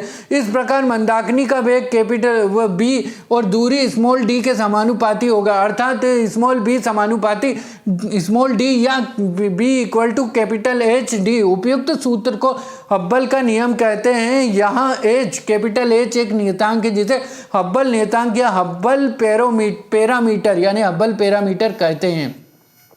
अब दोस्तों सेकेंड हाफ देख लेते हैं हम 219 के पेज पे दोस्तों, कि नियतांक कैपिटल एच का मात्रक किलोमीटर s-1/MPC तथा इसका मान 67 kms-1/MPC होता है। MPC mega parsec. Hubble parameter का मात्रक समय का व्युत्क्रम यानी यूनिवर्स ओवर टाइम होता है, अतः अवश्य ही समय का मात्रक होगा। इस प्रकार हम यदि समय को पीछे लेते जाएं तो ब्रह्मांड की आयु का आकलन से 15 × 10⁹ वर्ष आता है। प्राप्त प्रेक्षणों के आधार पर ब्रह्मांड की आयु 10 × 10⁹ वर्ष से 19 × 10⁹ वर्ष के बीच होगी। अब दोस्तों नोट है, हब्बल के मंदाकिनियों के प्रति सरण यानी कि हेसिसेशन के नियम पर आइजक एसिमोव का कहना है कि हब्बल के निरूपण के अनुसार यदि दूरी के साथ प्रतिसरण की गति बढ़ती जाए तो 125 करोड़ प्रकाश वर्ष की दूरी पर मंदाकिनियां इस तेजी से प्रतिसरण करेंगी कि उन्हें देख पाना हमारे लिए संभव नहीं होगा। मंदाकिनी यानी कि गैलेक्सी। मंदाकिनी अरबों तारों का एक विशाल निकाय है। तारे मंदाकिनियों के साथ बंधे रहते हैं। इसके लिए चारों मौलिक बलों यानी गुरुत्वाकर्षण बल, विद्युत चुंबकीय बल यानी कि इलेक्ट्रॉन, मैग्नेटिक फोर्स, प्रबल या दृढ़ बल यानी स्ट्रॉन्ग फोर्स और कमजोर बल यानी कि वीक फोर्स में गुरुत्वाकर्षण बल जिम्मेदार होता है। ब्रह्मांड में लगभग 100 अरब मंदाकिनियां 10⁻11 मंदाकिनियां हैं और प्रत्येक मंदाकिनी में औसतन 100 अरब तारे यानी 10⁻11 तारे होते हैं।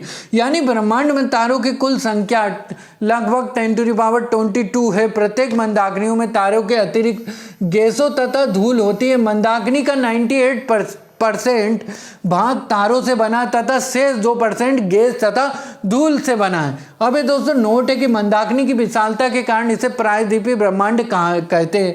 मंदाकिनी का वर्गीकरण यानी कि क्लासिफिकेशन ऑफ गैलेक्सी। मंदाकिनी को प्राय उनके आकृति के आधार पर 3 वर्गों में बांटा गया है। पहला है दोस्तों सर्पिल यानी कि स्पाइरल, सेकंड है दोस्तों दीर्घवृत्तीय यानी कि एलिप्टिकल और थर्ड है दोस्तों अनियमित यानी कि इरेगुलर। अब तक के ज्ञात मंदाकिनियों में 80% जो है दोस्तों सर्पिल है, 17% है दीर्घवृत्तीय व 3% दोस्तों क्या है अनियमित आकार वाली है।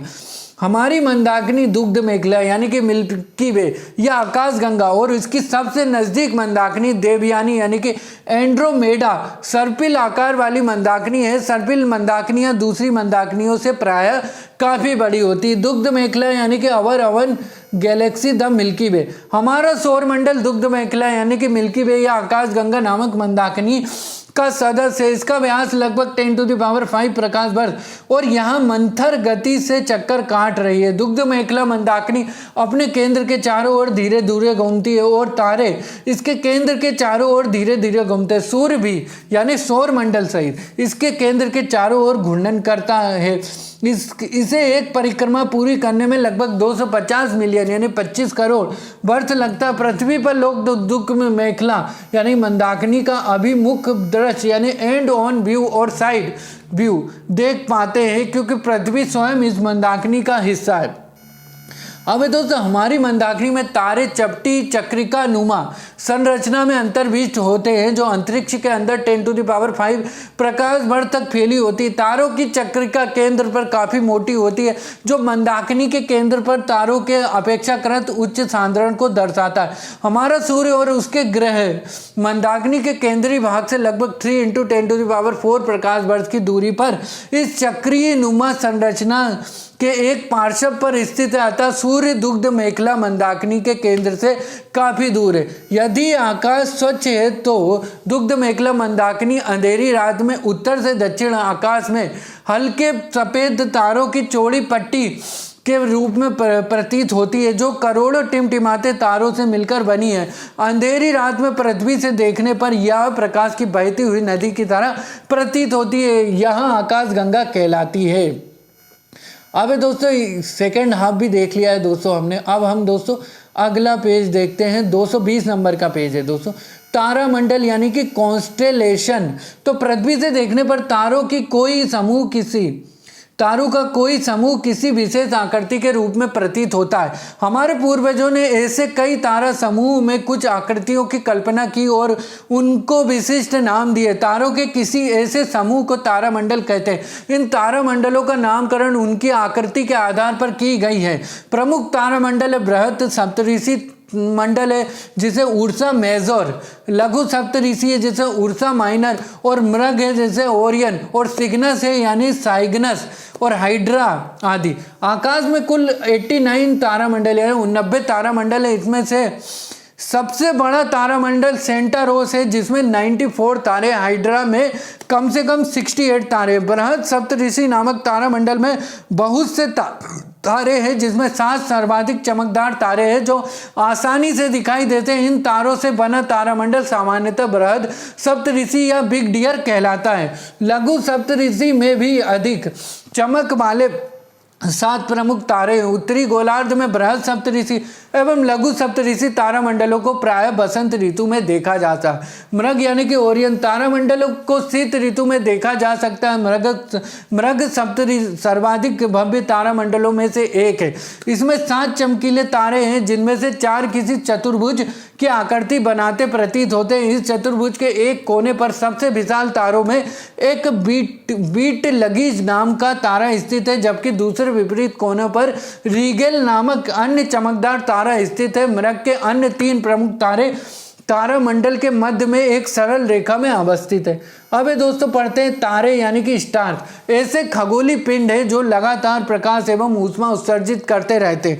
अतः सूर्य भी एक तारा है। भार के अनुपात में तारों में 70% हाइड्रोजन है, 28% हीलियम, 1.5% कार्बन, नाइट्रोजन एवं नियॉन तथा 0.5% में लोहा एवं अन्य भारी तत्व होते हैं। तारों को उनके भौतिक अभिलक्षणों जैसे आकार, रंग, चमक यानी कि दीप्ति और ताप के अनुसार वर्गीकृत किया जाता है।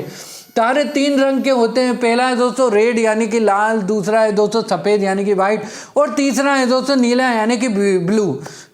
तारे का रंग पृष्ठ ताप द्वारा निर्धारित होता है। तारे जिनका पृष्ठ ताप अपेक्षाकृत निम्न होता है लाल रंग के होते हैं। उच्च पृष्ठ ताप वाले तारे सफ़ेद रंग के होते हैं जबकि वे तारे जिनका पृष्ठ ताप अत्यधिक उच्च होता है रंग में नीले होते हैं। प्रोक्सिमा सेंटोरी को देखते हैं दोस्तों। प्रोक्सिमा सेंटोरी या सूर्य के बाद पृथ्वी के सबसे निकट का तारा है। पृथ्वी से इसकी दूरी 4.22 प्रकाश वर्ष है। अल्फा सेंटोरी पृथ्वी से 4.3 प्रकाश वर्ष की दूरी पर है। सभी तारे यानी ध्रुव तारे को छोड़कर, लेकिन ध्रुव तारे को छोड़कर रात्रि में आकाश में पूर्व से पश्चिम की ओर चलते प्रतीत होते हैं, क्योंकि पृथ्वी स्वयं अपने दूरी पर पश्चिम से पूर्व की ओर घूर्णन करती है। तारे विपरीत दिशा में पूर्व से पश्चिम की ओर चलते हुए प्रतीत होते हैं, अतः आकाश में तारों की आभासी गति पृथ्वी के अपनी दूरी पर घूर्णन के कारण होती है। ध्रुव तारा उत्तरी ध्रुव के ठीक ऊपर स्थिर प्रतीत होता है और समय के साथ अपनी स्थिति नहीं बदलता, क्योंकि यह पृथ्वी के घूर्णन की दूरी यानी कि अक्ष पर स्थित होता है। ध्रुव तारा उर्सा माइनर या लिटिल बियर तारा समूह का सदस्य है। अबे दोस्तों, तारों का जन्म एवं विकास यानी birth and evolution of a star. तो तारे के निर्माण का कच्चा माल मुख्यतः हाइड्रोजन व हीलियम गैस है। तारे का जीवन काल चक्र मंदाकिनियों में उपस्थित हाइड्रोजन व हीलियम गैसों के घने बादलों के रूप में एकत्रित होने के साथ आरंभ होता है। आदि तारे का निर्माण है formation of a proto star.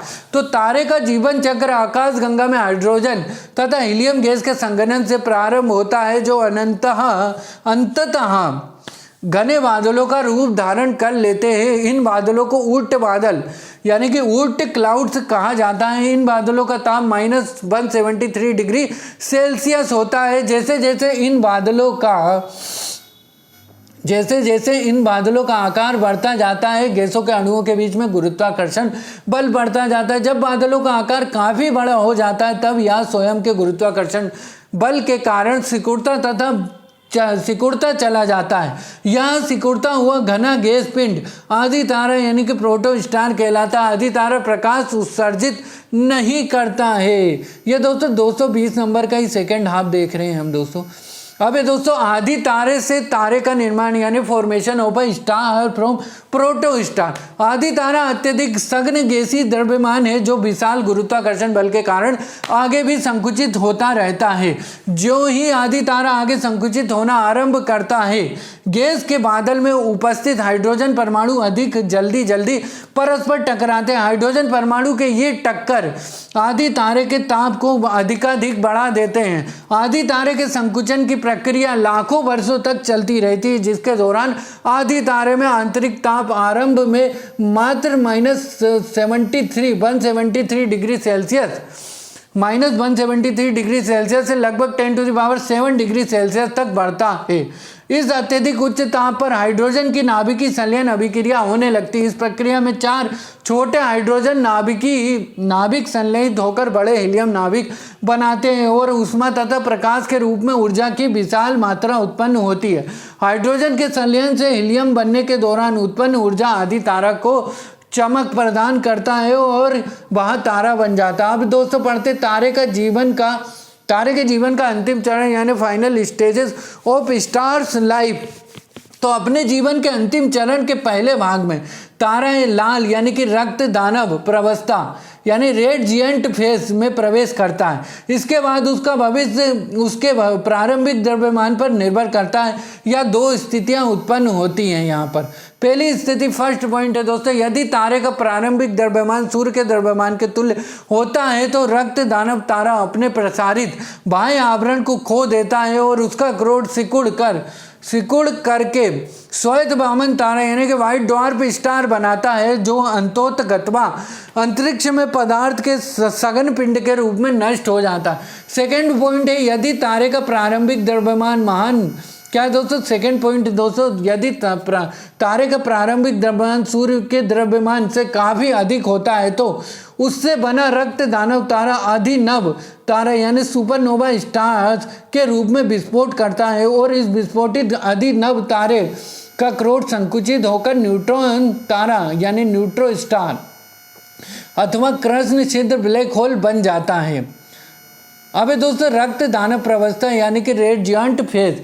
आरंभ में तारों में मुख्यतः हाइड्रोजन होती है। समय बीतने के साथ हाइड्रोजन केंद्र से बाहर की ओर हीलियम में परिवर्तित हो जाती है। अब जब तारे के क्रोड में उपस्थित संपूर्ण हाइड्रोजन हीलियम में परिवर्तित हो जाएगी तो क्रोड में संलयन अभिक्रिया बंद हो जाएगी। संलयन अभिक्रियाओं के बंद हो जाने के कारण तारे के क्रोड के भीतर दाब कम हो जाएगा और क्रोड अपने निजी गुरुत्व के तहत संकुचित होने लगेगा, लेकिन तारे के बाहरी आवरण में कुछ हाइड्रोजन बची रहती है जो संलयन अभिक्रिया कर ऊर्जा विमुक्त करती रहेगी। अबे दोस्तों इसी में एक यहाँ पे एक टेबल दी गई थी दोस्तों। महान भारतीय वैज्ञानिक चंद्रशेखर ने उन तारों का विस्तृत अध्ययन किया जो श्वेत वामन तारों में परिवर्तित होकर अपना जीवन समाप्त करते हैं। चंद्रशेखर के निष्कर्ष निकाला कि सूर्य के द्रव्यमान के 1.44 गुना से कम द्रव्यमान वाले तारे श्वेत वामन तारे के रूप में समाप्त होते हैं और सूर्य के द्रव्यमान के 1.44 गुना से अधिक द्रव्यमान के तारे अभिनव तारे के रूप में विस्फोट करते हैं जो न्यूट्रॉन तारों या कृष्ण छिद्र में परिवर्तित होकर अपना जीवन समाप्त करते हैं। और द्रव्यमान या सूर्य के द्रव्यमान के 1.44 गुना की अधिकतम सीमा यानी तारे के लिए श्वेत वामन के रूप में अपना जीवन काल समाप्त करने के लिए को चंद्रशेखर सीमा यानी चंद्रशेखर लिमिट के नाम से जाना जाता है। अर्थात एम स्टार 1.44 एम सन जो है 200 ग्रेटर देन या बराबर है एम स्टार को चंद्रशेखर सीमा कहते हैं। इसी सिद्धांत के लिए डॉक्टर सुब्रमण्यम चंद्रशेखर को 1983 में नोबेल पुरस्कार से सम्मानित किया गया था। अबे दोस्तों फिर से आपको बता देता हूँ रक्त दानव प्रवस्था यानी रेड जिएंट फेस। आरंभ में तारों में मुख्यतः हाइड्रोजन होती है। समय बीतने के साथ हाइड्रोजन केंद्र से बाहर की ओर हीलियम में परिवर्तित हो जाती है। अब जब तारे के क्रोड में उपस्थित हाइड्रोजन हीलियम में परिवर्तित हो जाएगी तो क्रोड में संलयन अभिक्रिया बंद हो जाएगी। संलयन अभिक्रियाओं के बंद हो जाने के कारण तारे के क्रोड के भीतर दाब कम हो जाएगा और क्रोड अपने निजी गुरुत्व के तहत संकुचित होने लगेगा, लेकिन तारे के बाहरी आवरण में कुछ हाइड्रोजन बची रहती है जो संलयन अभिक्रिया कर ऊर्जा विमुक्त करती रहेगी, परंतु तीव्रता बहुत ही कम होगी। इन सभी परिवर्तनों के कारण तारे में समग्र संतुलन गड़बड़ हो जाता है और उसे पुनः व्यवस्थित करने के उद्देश्य से तारे को उसके बाहरी क्षेत्र में प्रसार करना पड़ता है, जबकि गुरुत्वाकर्षण बलों के प्रभाव के कारण उसके क्रोड में संकुचित होता है।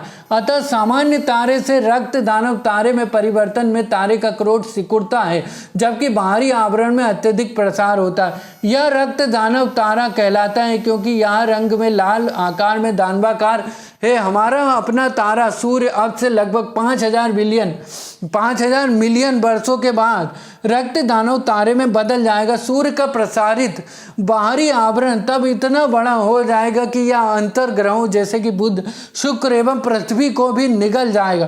तारा रक्त दानव अवस्था में अपेक्षाकृत थोड़े समय ही रहता है क्योंकि इस अवस्था में यह नितांत स्थायी रहता है। अब दोस्तों इसी में पढ़ते 221 नंबर के पेज पे दोस्तों आगे पढ़ते हैं। श्वेत वामन तारे का निर्माण यानी formation of a white dwarf star. जैसा कि ऊपर बताया गया कि तारा जब रक्त दानव प्रवस्था में पहुंचता है तो उसका भविष्य उसके द्रव्यमान पर निर्भर करता है। जब रक्त दानव तारा का द्रव्यमान सूर्य के द्रव्यमान के तुल्य होगा तो वह अपना प्रसारित बाह्य आवरण खो देगा, केवल उसका क्रोड बचा रहेगा। यह हीलियम क्रोड गुरुत्वाकर्षण के कारण धीरे धीरे द्रव्य के अत्यधिक सघन पिंड में संकुचित होगा। हीलियम क्रोड के इस अत्यधिक संकुचन के कारण क्रोड का ताप अत्यधिक बढ़ जाएगा व नाभिकीय संलयन अभिक्रियाओं का एक अन्य सेट प्रारंभ हो जाएगा जिसमें हीलियम भारी तत्वों जैसे कार्बन में परिवर्तित होगा और ऊर्जा की अत्यधिक विशाल मात्रा निर्मुक्त होगी। इस प्रकार के क्रोड के संपूर्ण हीलियम थोड़े ही समय में कार्बन में परिवर्तित हो जाएगी और तब पुनः संलयन अभिक्रिया पूर्णतः रुक जाएगी। अब जो ही तारे के भीतर उत्पन्न हो रही ऊर्जा बंद हो जाएगी, तारे का क्रोड उसके अपने भार के कारण सिकुड़ने लगेगा और वह श्वेत वामन तारा यानी कि व्हाइट ड्वार्फ स्टार बन जाएगा। श्वेत वामन तारा जो है दोस्तों एक मृत तारा है क्योंकि यह संलयन प्रक्रिया द्वारा कोई नवीन ऊर्जा नहीं उत्पन्न करता। श्वेत वामन तारा जब अपनी संचित संपूर्ण ऊर्जा खो देता है तो वह चमकना बंद कर देगा। इसके बाद श्वेत वामन तारा कृष्ण वामन तारा यानी कि ब्लैक ड्वार्फ हो जाएगा और अंतरिक्ष में पदार्थ के सघन पिंड के रूप में विलीन हो जाएगा। श्वेत वामन तारे का घनत्व तो लगभग 10,000 किलोग्राम प्रति मीटर क्यूब होता है। एक धुंधले श्वेत वामन तारे सीरियस या नामक चमकीले तारे के निकट देखा गया। अभिनव तारा तथा न्यूट्रॉन तारे का निर्माण यानी कि formation of supernova star and neutron star. यदि किसी तारे का द्रव्यमान सूर्य के द्रव्यमान से बहुत अधिक हो तो रक्त दानव प्रावस्था के क्रम में इसके हीलियम क्रोड के संकुचन से विमुक्त नाभिकीय ऊर्जा बाहरी आवरण में तेज दमक के साथ विस्फोट उत्पन्न कर देती है।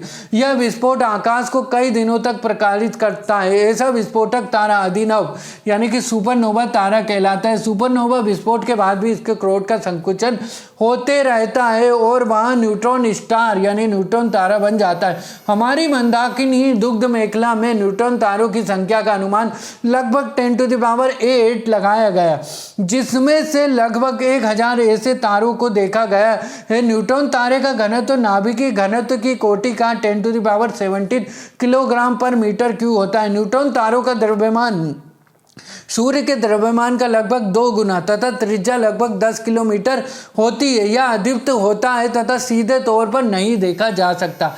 सिद्ध तारे यानी कि ब्लैक होल। न्यूट्रॉन तारे का भविष्य भी उसके द्रव्यमान पर निर्भर करता है। अनुमान के अनुसार भारी न्यूट्रॉन तारों का संकुचन अनिश्चित काल तक हो सकता है। इसी क्रम में जब स्मॉल m द्रव्यमान का एक न्यूट्रॉन तारा संकुचित होकर त्रिज्या के स्मॉल r = 2gm/c², जहां स्मॉल c 200 प्रकाश की चाल तथा कैपिटल G गुरुत्वाकर्षण है। गुरुत्वाकर्षण है। अब दोस्तों 221 पे हम सेकेंड हाफ देखते हैं। गुरुत्वाकर्षण नियतांक प्राप्त कर ले तब यह कृष्ण छिद्र यानी कि ब्लैक होल बन जाता है। सर्वप्रथम मिचेल ने कृष्ण छिद्र के अस्तित्व की कल्पना की थी। कृष्ण छिद्र अपने पृष्ठ से किसी चीज का यहाँ तक कि प्रकाश का भी पलायन नहीं होने देता। कारण यह है कि कृष्ण छिद्रों में अत्यधिक आकर्षण बल होता है। कृष्ण छिद्रों से प्रकाश भी पलायन नहीं कर सकता, इसलिए कृष्ण छिद्र अदृश्य होते हैं, वे देखे नहीं जा सकते। इसकी उपस्थिति को आकाश में उसके पड़ोसी पिंडों पर उसके गुरुत्वाकर्षण क्षेत्र के प्रभाव द्वारा केवल महसूस किया जा सकता है। अब दोस्तों विविध को पढ़ते हैं। 221 पेज पे यह वैज्ञानिक उपकरण 22 नंबर की हेडिंग है दोस्तों, वैज्ञानिक उपकरण यानी कि साइंटिफिक इक्विपमेंट। तो पहला है दोस्तों एक्यूमुलेटर। तो इस उपकरण के द्वारा विद्युत ऊर्जा का संग्रह किया जाता है। इस विद्युत को आवश्यकता पड़ने पर काम में लिया जा सकता है। दूसरा है दोस्तों एरोमीटर। तो इस उपकरण का प्रयोग वायु एवं गैस का भार तथा घनत्व ज्ञात करने में होता है। तीसरा है दोस्तों अल्टीमीटर। इसका उपयोग उड़ते हुए विमान की ऊंचाई नापने के लिए किया जाता है। फोर्थ है दोस्तों अमीटर। तो इसका उपयोग दोस्तों विद्युत धारा को मापने के लिए किया जाता है। फिफ्थ है दोस्तों एनीमोमीटर। तो यह उपकरण हवा की शक्ति तथा गति को मापता है। सिक्स्थ है दोस्तों ऑडियोमीटर। यह उपकरण ध्वनि की तीव्रता मापने के काम में आता है। सेवंथ है दोस्तों ऑडियोफोन। इसका उपयोग लोग सुनने में सहायता के लिए कान में लगाने के लिए करते हैं। एट्थ है दोस्तों बैलिस्टिक गैल्वेनोमीटर। तो इसका उपयोग दोस्तों लघु धारा यानी माइक्रो एम्पियर को नापने में करते हैं। नाइन्थ है दोस्तों बेरोग्राफ। इसके द्वारा वायुमंडल के दाब में होने वाले परिवर्तन को मापा जाता है। टेंथ है दोस्तों बैरोमीटर। तो यह उपकरण वायु दाब मापने के काम में आता है। 11th है दोस्तों बाइनोक्यूलर्स। यह उपकरण दूर की वस्तुओं देखने के काम में आता है। 12th है दोस्तों कैलीपर्स। इसके द्वारा बेलनाकार वस्तुओं के अंदर तथा बाहर के व्यास मापे जाते हैं तथा इससे वस्तु की मोटाई भी मापी जाती है। 13 है दोस्तों कैलोरीमीटर। यह उपकरण तांबे का बना होता है और ऊष्मा की मात्रा ज्ञात करने के काम में आता है। 14 है दोस्तों कार्बोरेटर। इस उपकरण का उपयोग दोस्तों अंतर्दहन पेट्रोल इंजनों में होता है। इस यंत्र से पेट्रोल तथा हवा का मिश्रण बनाया जाता है। 15 है दोस्तों कार्डियोग्राम। इसके द्वारा हृदय गति की जांच की जाती है। इसको इलेक्ट्रोकार्डियोग्राम भी कहते हैं। 16 है दोस्तों क्रोनोमीटर। यह उपकरण जलयानों पर लगा होता है, इससे सही समय का पता लगाया जाता है। 17 है दोस्तों सिनेमाटोग्राफ। तो इस उपकरण को छोटी छोटी फिल्मों को बड़ा करके पर्दे पर लगातार क्रम में प्रक्षेपण प्रोजेक्शन के लिए प्रयोग किया जाता है। 18 है दोस्तों कंपास बॉक्स। इस उपकरण के द्वारा किसी स्थान पर उत्तर दक्षिण दिशा का ज्ञान होता है। 19 है दोस्तों कंप्यूटर। यह एक प्रकार की गणितीय यांत्रिक व्यवस्था है। इसका उपयोग गणितीय समस्याओं एवं गणनाओं को हल करने में होता है। अब है दोस्तों 222 नंबर के पेज पे है दोस्तों 22 नंबर, वो 20 नंबर पे साइक्लोट्रॉन। तो दोस्तों साइक्लोट्रॉन का उपकरण की सहायता से आवेशित कणों जैसे नाभिक कण, प्रोटॉन, इलेक्ट्रॉन आदि को त्वरित किया जाता है। 21 है दोस्तों डेंसिटी मीटर। इस उपकरण का प्रयोग घनत्व ज्ञात करने में किया जाता है। 22 नंबर पे है दोस्तों डिक्टाफोन। इसका उपयोग अपनी बात तथा आदेश दूसरे व्यक्ति को सुनने के लिए रिकॉर्ड किया जाता है या प्रायः ऑफिस में प्रयोग किया जाता है। 23 नंबर पे दोस्तों नमन मापी। तो यह उपकरण किसी स्थान पर नमन कोण मापने के लिए प्रयोग किया जाता है। 24 नंबर पे दोस्तों डायनोमोमीटर। तो इस यंत्र का प्रयोग इंजन द्वारा उत्पन्न की गई शक्ति को मापने में होता है। 25 नंबर पे दोस्तों एपिडास्कोप। इसका उपयोग चित्रों के पर्दे पर प्रक्षेपण यानी प्रोजेक्शन के लिए किया जाता है। 26 नंबर पे है दोस्तों फेथोमीटर। यह यंत्र समुद्र की गहराई नापने के काम में आता है। 27 नंबर पे है दोस्तों गैल्वेनोमीटर। इस यंत्र का उपयोग छोटे विद्युत परिपथों में विद्युत धारा की दिशा एवं मात्रा ज्ञात करने में किया जाता है। 28 नंबर पे है दोस्तों गाइगर मूलर काउंटर। क्या है दोस्तों गीगर मूलर काउंटर। इस उपकरण की सहायता से रेडियो एक्टिव स्रोत के विकिरण की गणना की जाती है। 29 पे है दोस्तों ग्रेविमीटर। तो इस यंत्र के द्वारा पानी की सतह पर तेल की उपस्थिति ज्ञात की जाती है ग्रेविमीटर के साथ। 30 नंबर पे है दोस्तों गायरोस्कोप। इस यंत्र से घूमती हुई वस्तुओं की गति ज्ञात करते हैं। 31 नंबर पे है दोस्तों हाइड्रोमीटर। इस उपकरण के द्वारा द्रवों का आपेक्षिक घनत्व ज्ञात करते हैं। 32 नंबर पे दोस्तों हाइड्रोफोन। यह पानी के अंदर ध्वनि तरंगों की गणना करने के काम में आता है। 33 नंबर पे दोस्तों हाइग्रोमीटर। इसकी सहायता से वायुमंडल में व्याप्त आर्द्रता नापी जाती है। 34 नंबर पे दोस्तों स्क्रू गेज। इसका उपयोग दोस्तों बारीक तारों के व्यास नापने के काम में आता है। 35 नंबर पे दोस्तों किलोस्कोप। टेलीविजन द्वारा प्राप्त चित्रों को इस उपकरण के ऊपर देखा जाता है। 36 नंबर का है दोस्तों कैलिडोस्कोप। तो इसके द्वारा दोस्तों रेखा गणितीय आकृति भिन्न भिन्न प्रकार की दिखाई देती है कैलिडोस्कोप से। 37 नंबर पे है दोस्तों लाइटिंग कंडक्टर। यह उपकरण ऊंची इमारतों के ऊपर उनके ऊंचे भागों पर लगा दिया जाता है जिससे बिजली का कोई प्रभाव नहीं पड़ता है और इमारतें सुरक्षित रहती हैं। 38 नंबर पे दोस्तों मेगाफोन। वह उपकरण जिसके द्वारा ध्वनि को दूर स्थान पर ले जाया जाता है मेगाफोन कहलाता है। 39 नंबर पे दोस्तों मैनोमीटर। गैस का दाब ज्ञात करने में इसकी मदद ली जाती है। 40 नंबर पे दोस्तों माइक्रोमीटर। माइक्रोमीटर एक प्रकार का पैमाना है जिसकी सहायता से मिलीमीटर के 1000वें भाग को ज्ञात कर सकते हैं। 41 नंबर पे दोस्तों माइक्रोस्कोप। माइक्रोस्कोप छोटी वस्तुओं को आवर्धित करके बड़ा कर देता है, अतः जिन वस्तुओं को आंखों से नहीं देखा जा सकता उन्हें इस उपकरण से देखा जाता है। 42 नंबर पे दोस्तों माइक्रोटोम। किसी वस्तु को बहुत छोटे छोटे टुकड़ों में काटने में काम में आता है माइक्रोटोम, जिनका कि सूक्ष्म अध्ययन करना होता है। 43 नंबर पे दोस्तों ओडोमीटर। पहिए वाली गाड़ी द्वारा चली दूरी नापने के काम में आता है ओडोमीटर। 44 नंबर पे दोस्तों ओसिलोग्राफ। विद्युतीय तथा यांत्रिक कंपनों को ग्राफ पर चित्रित करने वाला उपकरण ओसिलोग्राफ कहलाता है।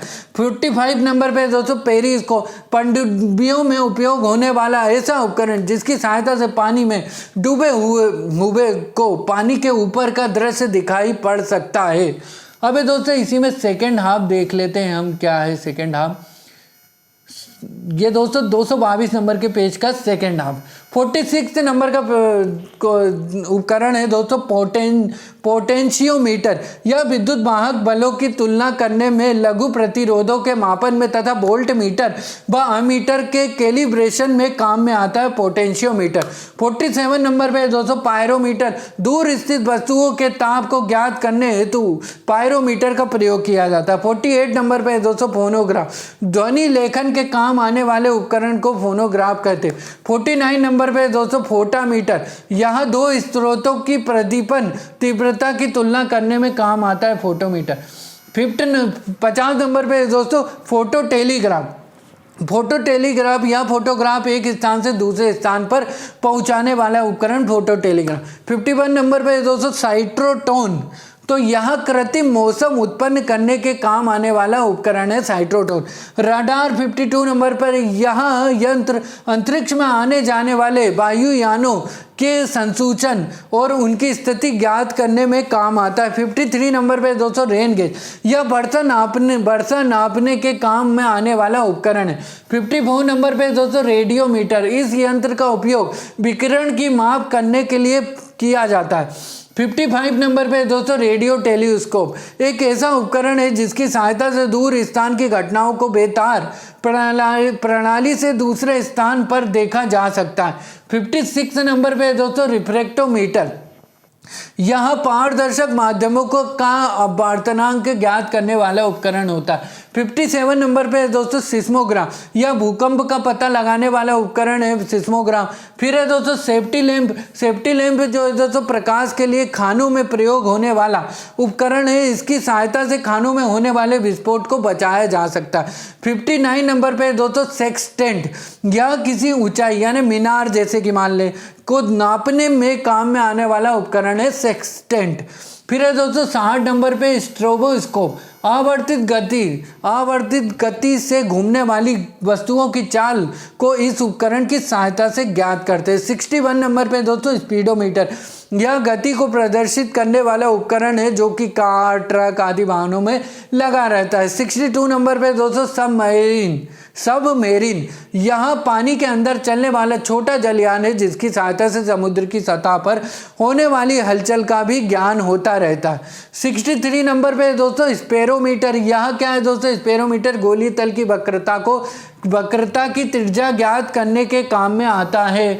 64 नंबर का दोस्तों है उपकरण विस्कोमीटर, यह द्रवों की सांद्रता ज्ञात करने के काम में आने वाला उपकरण है। 65 नंबर पे दोस्तों टेलीफोटोग्राफी, इस उपकरण की सहायता से गतिशील वस्तु का चित्र दूसरे स्थान पर प्रदर्शित किया जा सकता है। 66 नंबर का है दोस्तों टेली प्रिंटर, यह समाचार प्राप्त करने का उपकरण है, इसकी सहायता से स्वतः ही समाचार टाइप होते रहते हैं। 67 नंबर का दोस्तों टेलेक्स उपकरण है, इस टेलेक्स के अंतर्गत दो स्थानों के मध्य समाचारों का सीधा आदान प्रदान होता है। फिर है दोस्तों 68 नंबर पर है दोस्तों टेलीस्कोप, तो इस उपकरण की सहायता से दूर की वस्तुओं को स्पष्ट देखा जा सकता है। 69 नंबर का दोस्तों है टेल स्टार, यह अंतरिक्ष में स्थित एक ऐसा उपकरण है जिसकी सहायता से महाद्वीपों के आर पार टेलीविजन तथा बेतार प्रसारण भेजे जाते। इस उपकरण को अमेरिका ने अंतरिक्ष में स्थापित किया था। 70 नंबर का दोस्तों उपकरण है थर्मोस्टेट, इसके प्रयोग से किसी वस्तु का ताप एक निश्चित बिंदु तक बनाए रखा जा सकता है। फिर है दोस्तों 71 नंबर पे है थियोडोलाइट, यह अनुप्रस्थ तथा लंबवत कोणों की माप ज्ञात करने के काम में आने वाला उपकरण है। 72 नंबर पे दोस्तों एक्टियोमीटर, सूर्य किरणों की तीव्रता का निर्धारण करने वाला उपकरण एक्टियोमीटर कहलाता है। 223 नंबर के पेज पे दोस्तों फर्स्ट आप देख ले। 73 नंबर पे दोस्तों होवरक्राफ्ट, एक वाहन जो वायु की मोटी गद्दी यानी कि कशन पर चलता है, यह साधारण भूमि, दलदली बर्फीले मैदानों और रेगिस्तानों पर तीव्र गति से भाग सकता है। इस वाहन का भूमि से संपर्क नहीं रहता। 74 नंबर पे दोस्तों टेकोमीटर, यह वायुयानों तथा मोटर नाव की गति को नापने वाला उपकरण है दोस्तों टेकोमीटर। अब दोस्तों 23 नंबर की हेडिंग है दोस्तों भौतिक संबंधी महत्वपूर्ण खोज। परमाणु की खोज जॉन डाल्टन ने 1808 में की थी। परमाणु संरचना की खोज नील बोहर व रदरफोर्ड ने 1913 में की थी। गति विषयक नियम की खोज न्यूटन ने 1687 में की थी। रेडियो एक्टिविटी की खोज दोस्तों हेनरी बेकरल ने 1896 में की थी। रेडियम की खोज मैडम क्यूरी ने 1898 में की है। सापेक्षता का सिद्धांत आइंस्टीन ने 1905 में खोजा। विद्युत चुंबकीय प्रेरण का सिद्धांत माइकल फेराडे ने 1831 में खोजा। रमन प्रभाव की खोज सीवी रमन ने 1928 में की। एक्स किरण की खोज विलियम रोंटजन ने 1895 में की थी। अबे दोस्तों क्वांटम सिद्धांत यानी कि क्वांटम सिद्धांत दोस्तों मैक्स प्लांक ने 1900 में खोजा था। प्रकाश विद्युत प्रवाह अल्बर्ट आइंस्टीन ने 1905 में खोजा। विद्युत आकर्षण के नियम कूलाम्ब ने 1779 में खोजे। फोटोग्राफी दोस्तों धातु में जे निप्सन ने 1824 में खोजी। फोटोग्राफी कागज में डब्ल्यू फॉक्स और टालबोट ने 1835 में खोजी। फोटोग्राफी फिल्म में जॉन कार्बट ने 1888 में खोजी। आवर्त सारणी मेंडलीव ने 1869 में खोजी। विद्युत प्रतिरोध के नियम जीएस ओम ने 1827 में खोजे। तैरने के नियम आर्किमिडीज ने सन नहीं पता दोस्तों। ताप यानी उत्सर्जन एडिसन ने खोजा। डायोड बल्ब की खोज सर जे.एस. फ्लेमिंग ने 1904 में की थी।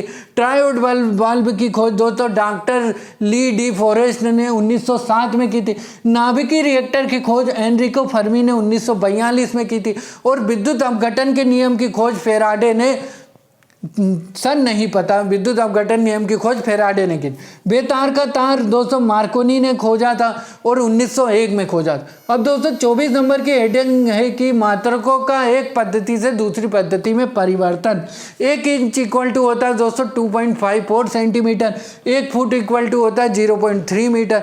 1 गज होता है 0.91 मीटर और 1 मील होता है 1.60 किलोमीटर। 1 फेदम होता है 1.8 मीटर।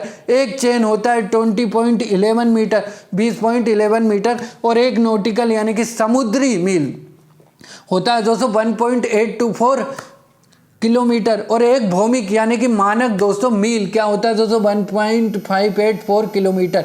1 एंगस्ट्रॉम होता है दोस्तों 10⁻⁻10 मीटर।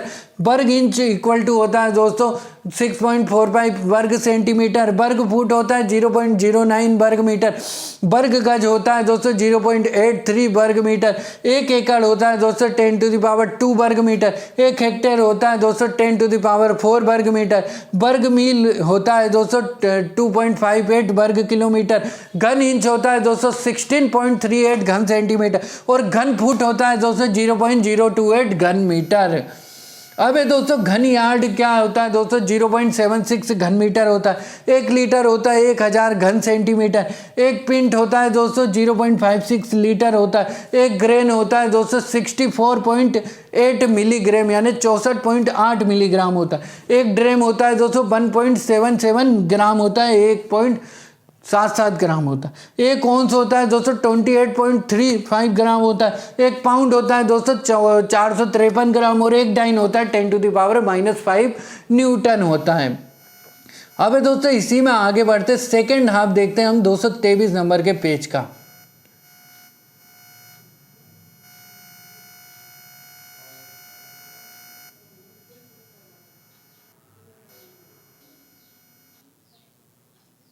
सेकेंड हाफ देखते हैं दोस्तों 223 नंबर के पेज का। एक फाउंडल इक्वल टू क्या होता है 0.1383 न्यूटन होता है। अर्ग इक्वल टू 10⁻⁻7 जूल होता है। अश्व शक्ति इक्वल टू होता है 746 वाट होता है। 1 नॉटिकल मील होता है 6080 फीट। 1 फेदम होता है 6 फीट और 1 मील होता है 8 फर्लंग। 1 मील होता है 5280 फीट। 1 फुट होता है 12 इंच और 1 गज होता है 3 फीट के बराबर होता है। 37 डिग्री सेंटीग्रेड होता है 98.6 डिग्री फ़ारेनहाइट होता है। 50 डिग्री सेंटीग्रेड होता है 122 डिग्री फ़ारेनहाइट होता है। -40 डिग्री फ़ारेनहाइट होता है -40 डिग्री सेंटीग्रेड और 32 डिग्री फ़ारेनहाइट होता है दोस्तों 0 डिग्री सेंटीग्रेड। 1 भौमिक मील की दूरी 1 समुद्री मील से कम होती है। 25 नंबर पे दोस्तों माप तोल के विभिन्न मात्रक। तो लंबाई का ऐसा ही मात्रक है दोस्तों मीटर जिसको स्मॉल m से दर्शाते हैं। द्रव्यमान का दोस्तों मात्रक है किलोग्राम जिसे kg से दर्शाते हैं। समय का मात्रक है सेकंड। ऐसा ही मात्रक दोस्तों समय का है सेकंड जिसे s से कार्य तथा ऊर्जा का ऐसा ही मात्रक है जूल जिसे कैपिटल J से दर्शाते हैं। विद्युत धारा का ऐसा ही मात्रक एम्पियर है जिसे कैपिटल A से दर्शाते हैं। ऊष्मा गतिक ताप का दोस्तों ऐसा ही मात्रक है जिसे केल्विन से दर्शाते हैं कैपिटल K से दर्शाते हैं। ज्योति तीव्रता का ऐसा ही मात्रक कैंडेला है जिसे CD से दर्शाते हैं। कोण का ऐसा ही मात्रक है दोस्तों रेडियन जिसे RAD से दर्शाते हैं और ठोस कोण का दोस्तों ऐसा ही मात्रक है स्टेरेडियन जिसे SR से दर्शाते हैं। बल का ऐसा ही मात्रक है दोस्तों न्यूटन जिसे N से दर्शाते हैं। क्षेत्रफल का ऐसा ही मात्रक वर्ग मीटर है जिसे मीटर स्क्वायर से दर्शाते हैं। आयतन का दोस्तों ऐसा ही मात्रक घन मीटर है जिसे मीटर क्यू से दर्शाते हैं। चाल का ऐसा ही मात्रक मीटर प्रति सेकंड है जिसे ms-1 से दर्शाते हैं।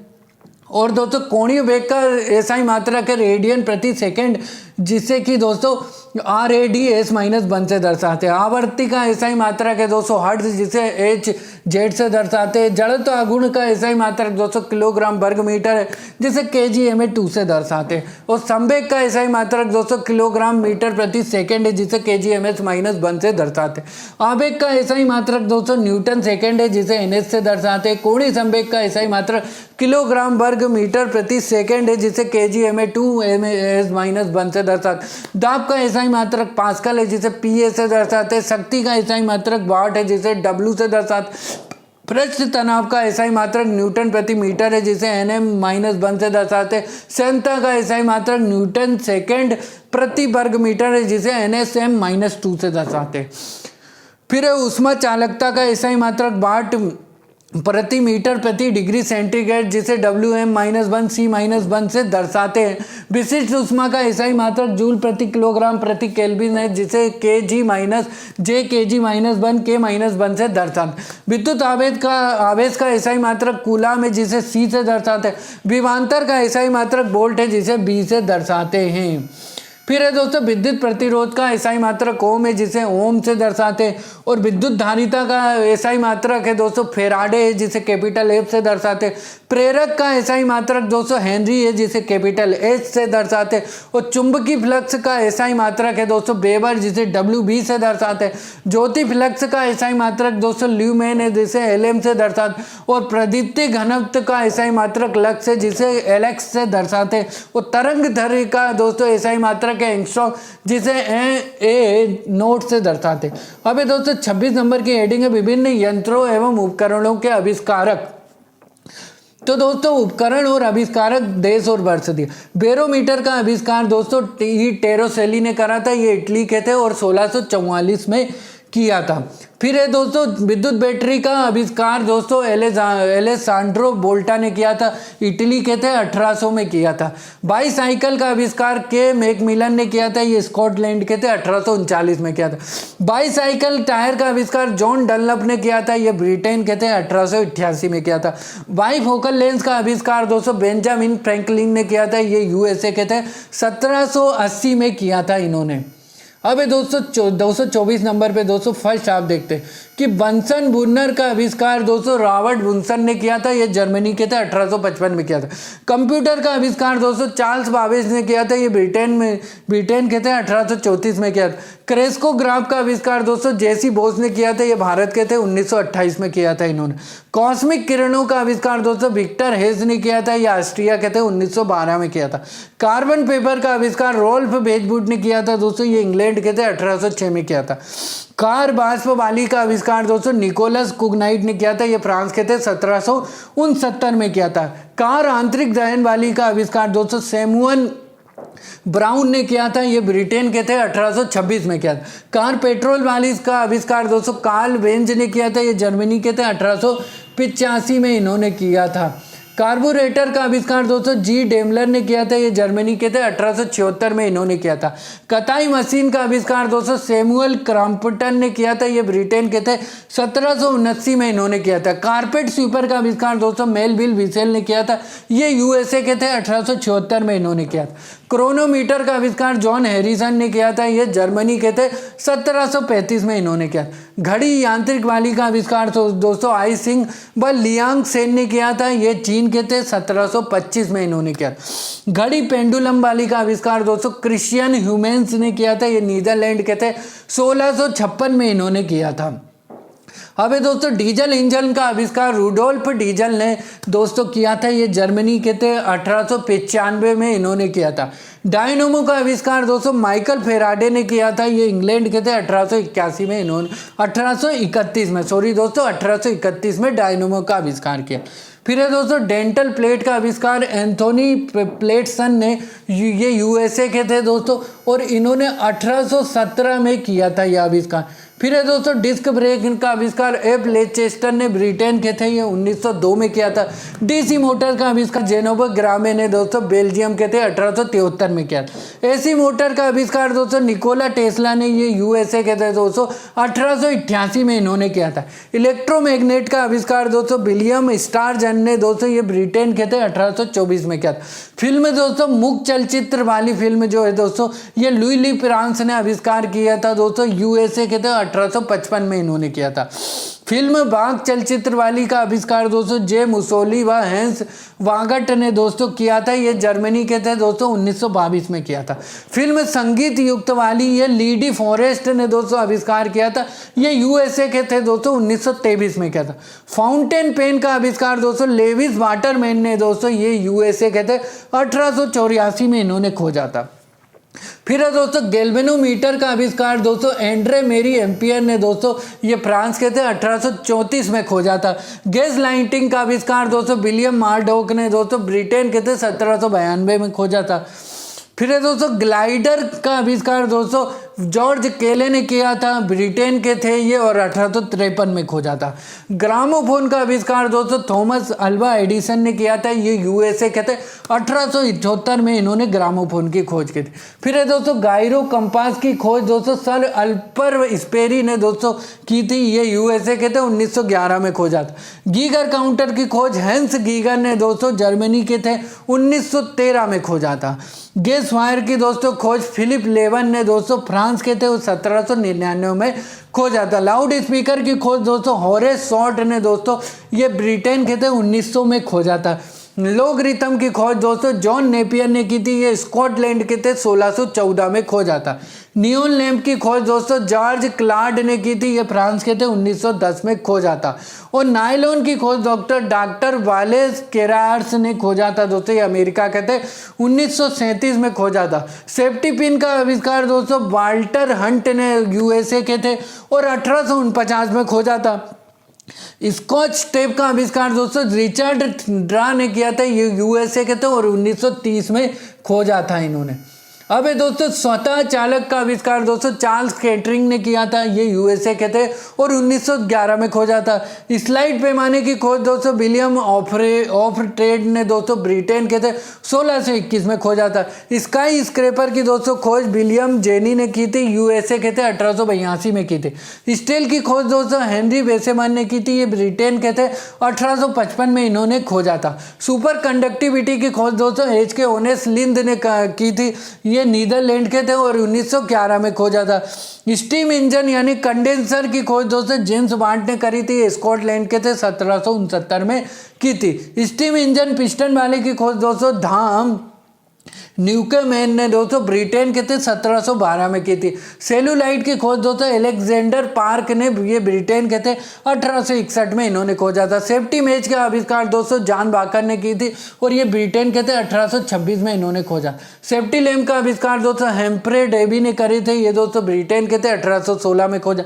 सीमेंट पोर्टलैंड वाली का आविष्कार दोस्तों जोसेफ अगरडीन ने कराई थी दोस्तों, ब्रिटेन के थे 1824 में खोजा था। सिनेमा की खोज दोस्तों क्लाउस निकोलस व लाउस लुमियारी ने दोस्तों ये फ्रांस के थे और इन्होंने 1895 में खोजा। ट्रैक्टर की खोज दोस्तों रॉबर्ट फोरमिच ने की थी, ये यूएसए के थे 1892 में इन्होंने खोजा था। हार्पीडो की खोज दोस्तों रॉबर्ट व्हाइट टेल, क्या नाम है दोस्तों, व्हाइट टेल की खोज दोस्तों ब्रिटेन के थे, ये 1866 से 1868 में खोजा था। टैंक की खोज दोस्तों सर अर्नेस्ट स्वीटन ने की थी, ये ब्रिटेन के थे 1914 में इन्होंने खोजा था। टेलीग्राफ यांत्रिक वाले की खोज दोस्तों एम लेमार्ड ने की थी, ये फ्रांस के थे 1787 में इन्होंने खोजा। टेलीग्राफ कोड की खोज दोस्तों सैमुअल मोर्स ने की थी, यूएसए के थे और 1837 में इन्होंने खोजा। टेलीफोन ग्राहम बेल ने खोजा था दोस्तों, ये यूएसए के थे और 1876 में इन्होंने खोजा था। अब हम दोस्तों इसी में आगे देखते हैं, इसी में आगे दोस्तों है उपकरण और आविष्कारक। और देश और वर्ष इसी में दोस्तों। टेलीविजन यांत्रिक की खोज दोस्तों JL बेयर्ड ने की थी, ब्रिटेन के थे। 1926 में खोजा था दोस्तों। कब है? 1926 में खोजा था। फिर है दोस्तों टेलीविजन इलेक्ट्रॉनिक वाला टेलर फॉरेंस वर्थ ने दोस्तों, ये USA के थे और 1927 में इन्होंने खोजा था। टेरी लिन बिनफील्ड व डिक्सन ने दोस्तों, ये ब्रिटेन के थे, 1941 में इन्होंने खोजा था। ट्रांजिस्टर दोस्तों ट्रांजिस्टर की खोज जॉन वाल्टर बेटन व विलियम सांकले ने की थी दोस्तों, ये USA के थे, 1948 में इन्होंने खोज की थी। टाइपराइटर की खोज दोस्तों पहले ग्रीन टेरी ने दोस्तों, ये इटली के थे, 1808 में इन्होंने खोज की थी। थर्मोस्कोप की खोज दोस्तों गैलीलियो गैलीली ने, ये इटली के थे दोस्तों, और 1593 में इन्होंने खोजा था। थर्मामीटर की खोज दोस्तों डेनियल गैब्रियल ने की थी, ये डेनियल गैब्रियल फॉरेनहाइट ने की थी, और ये दोस्तों जर्मनी के थे और 1714 में इन्होंने खोजा था। फिर है दोस्तों ट्रांसफार्मर की खोज माइकल फेराडे ने की थी, ये ब्रिटेन के थे, 1831 में खोजा था। वॉशिंग मशीन की खोज दोस्तों हार्ले मिशन कंपनी ने की थी, ये USA के थे, 1907 में इन्होंने खोजी थी। वेल्डिंग मशीन जो कि दोस्तों विद्युत वाली है, उसको खोजा था दोस्तों एलिसे थॉमसन ने, ये USA के थे और 1877 में इन्होंने खोजा था। पनडुब्बी की खोज डेविड बुशनेल ने की थी दोस्तों, ये USA के थे और 1774 में इन्होंने खोजा था। विद्युत पंखे की खोज दोस्तों व्हीलन ने की थी और ये USA के थे और 1776 में इन्होंने खोजा।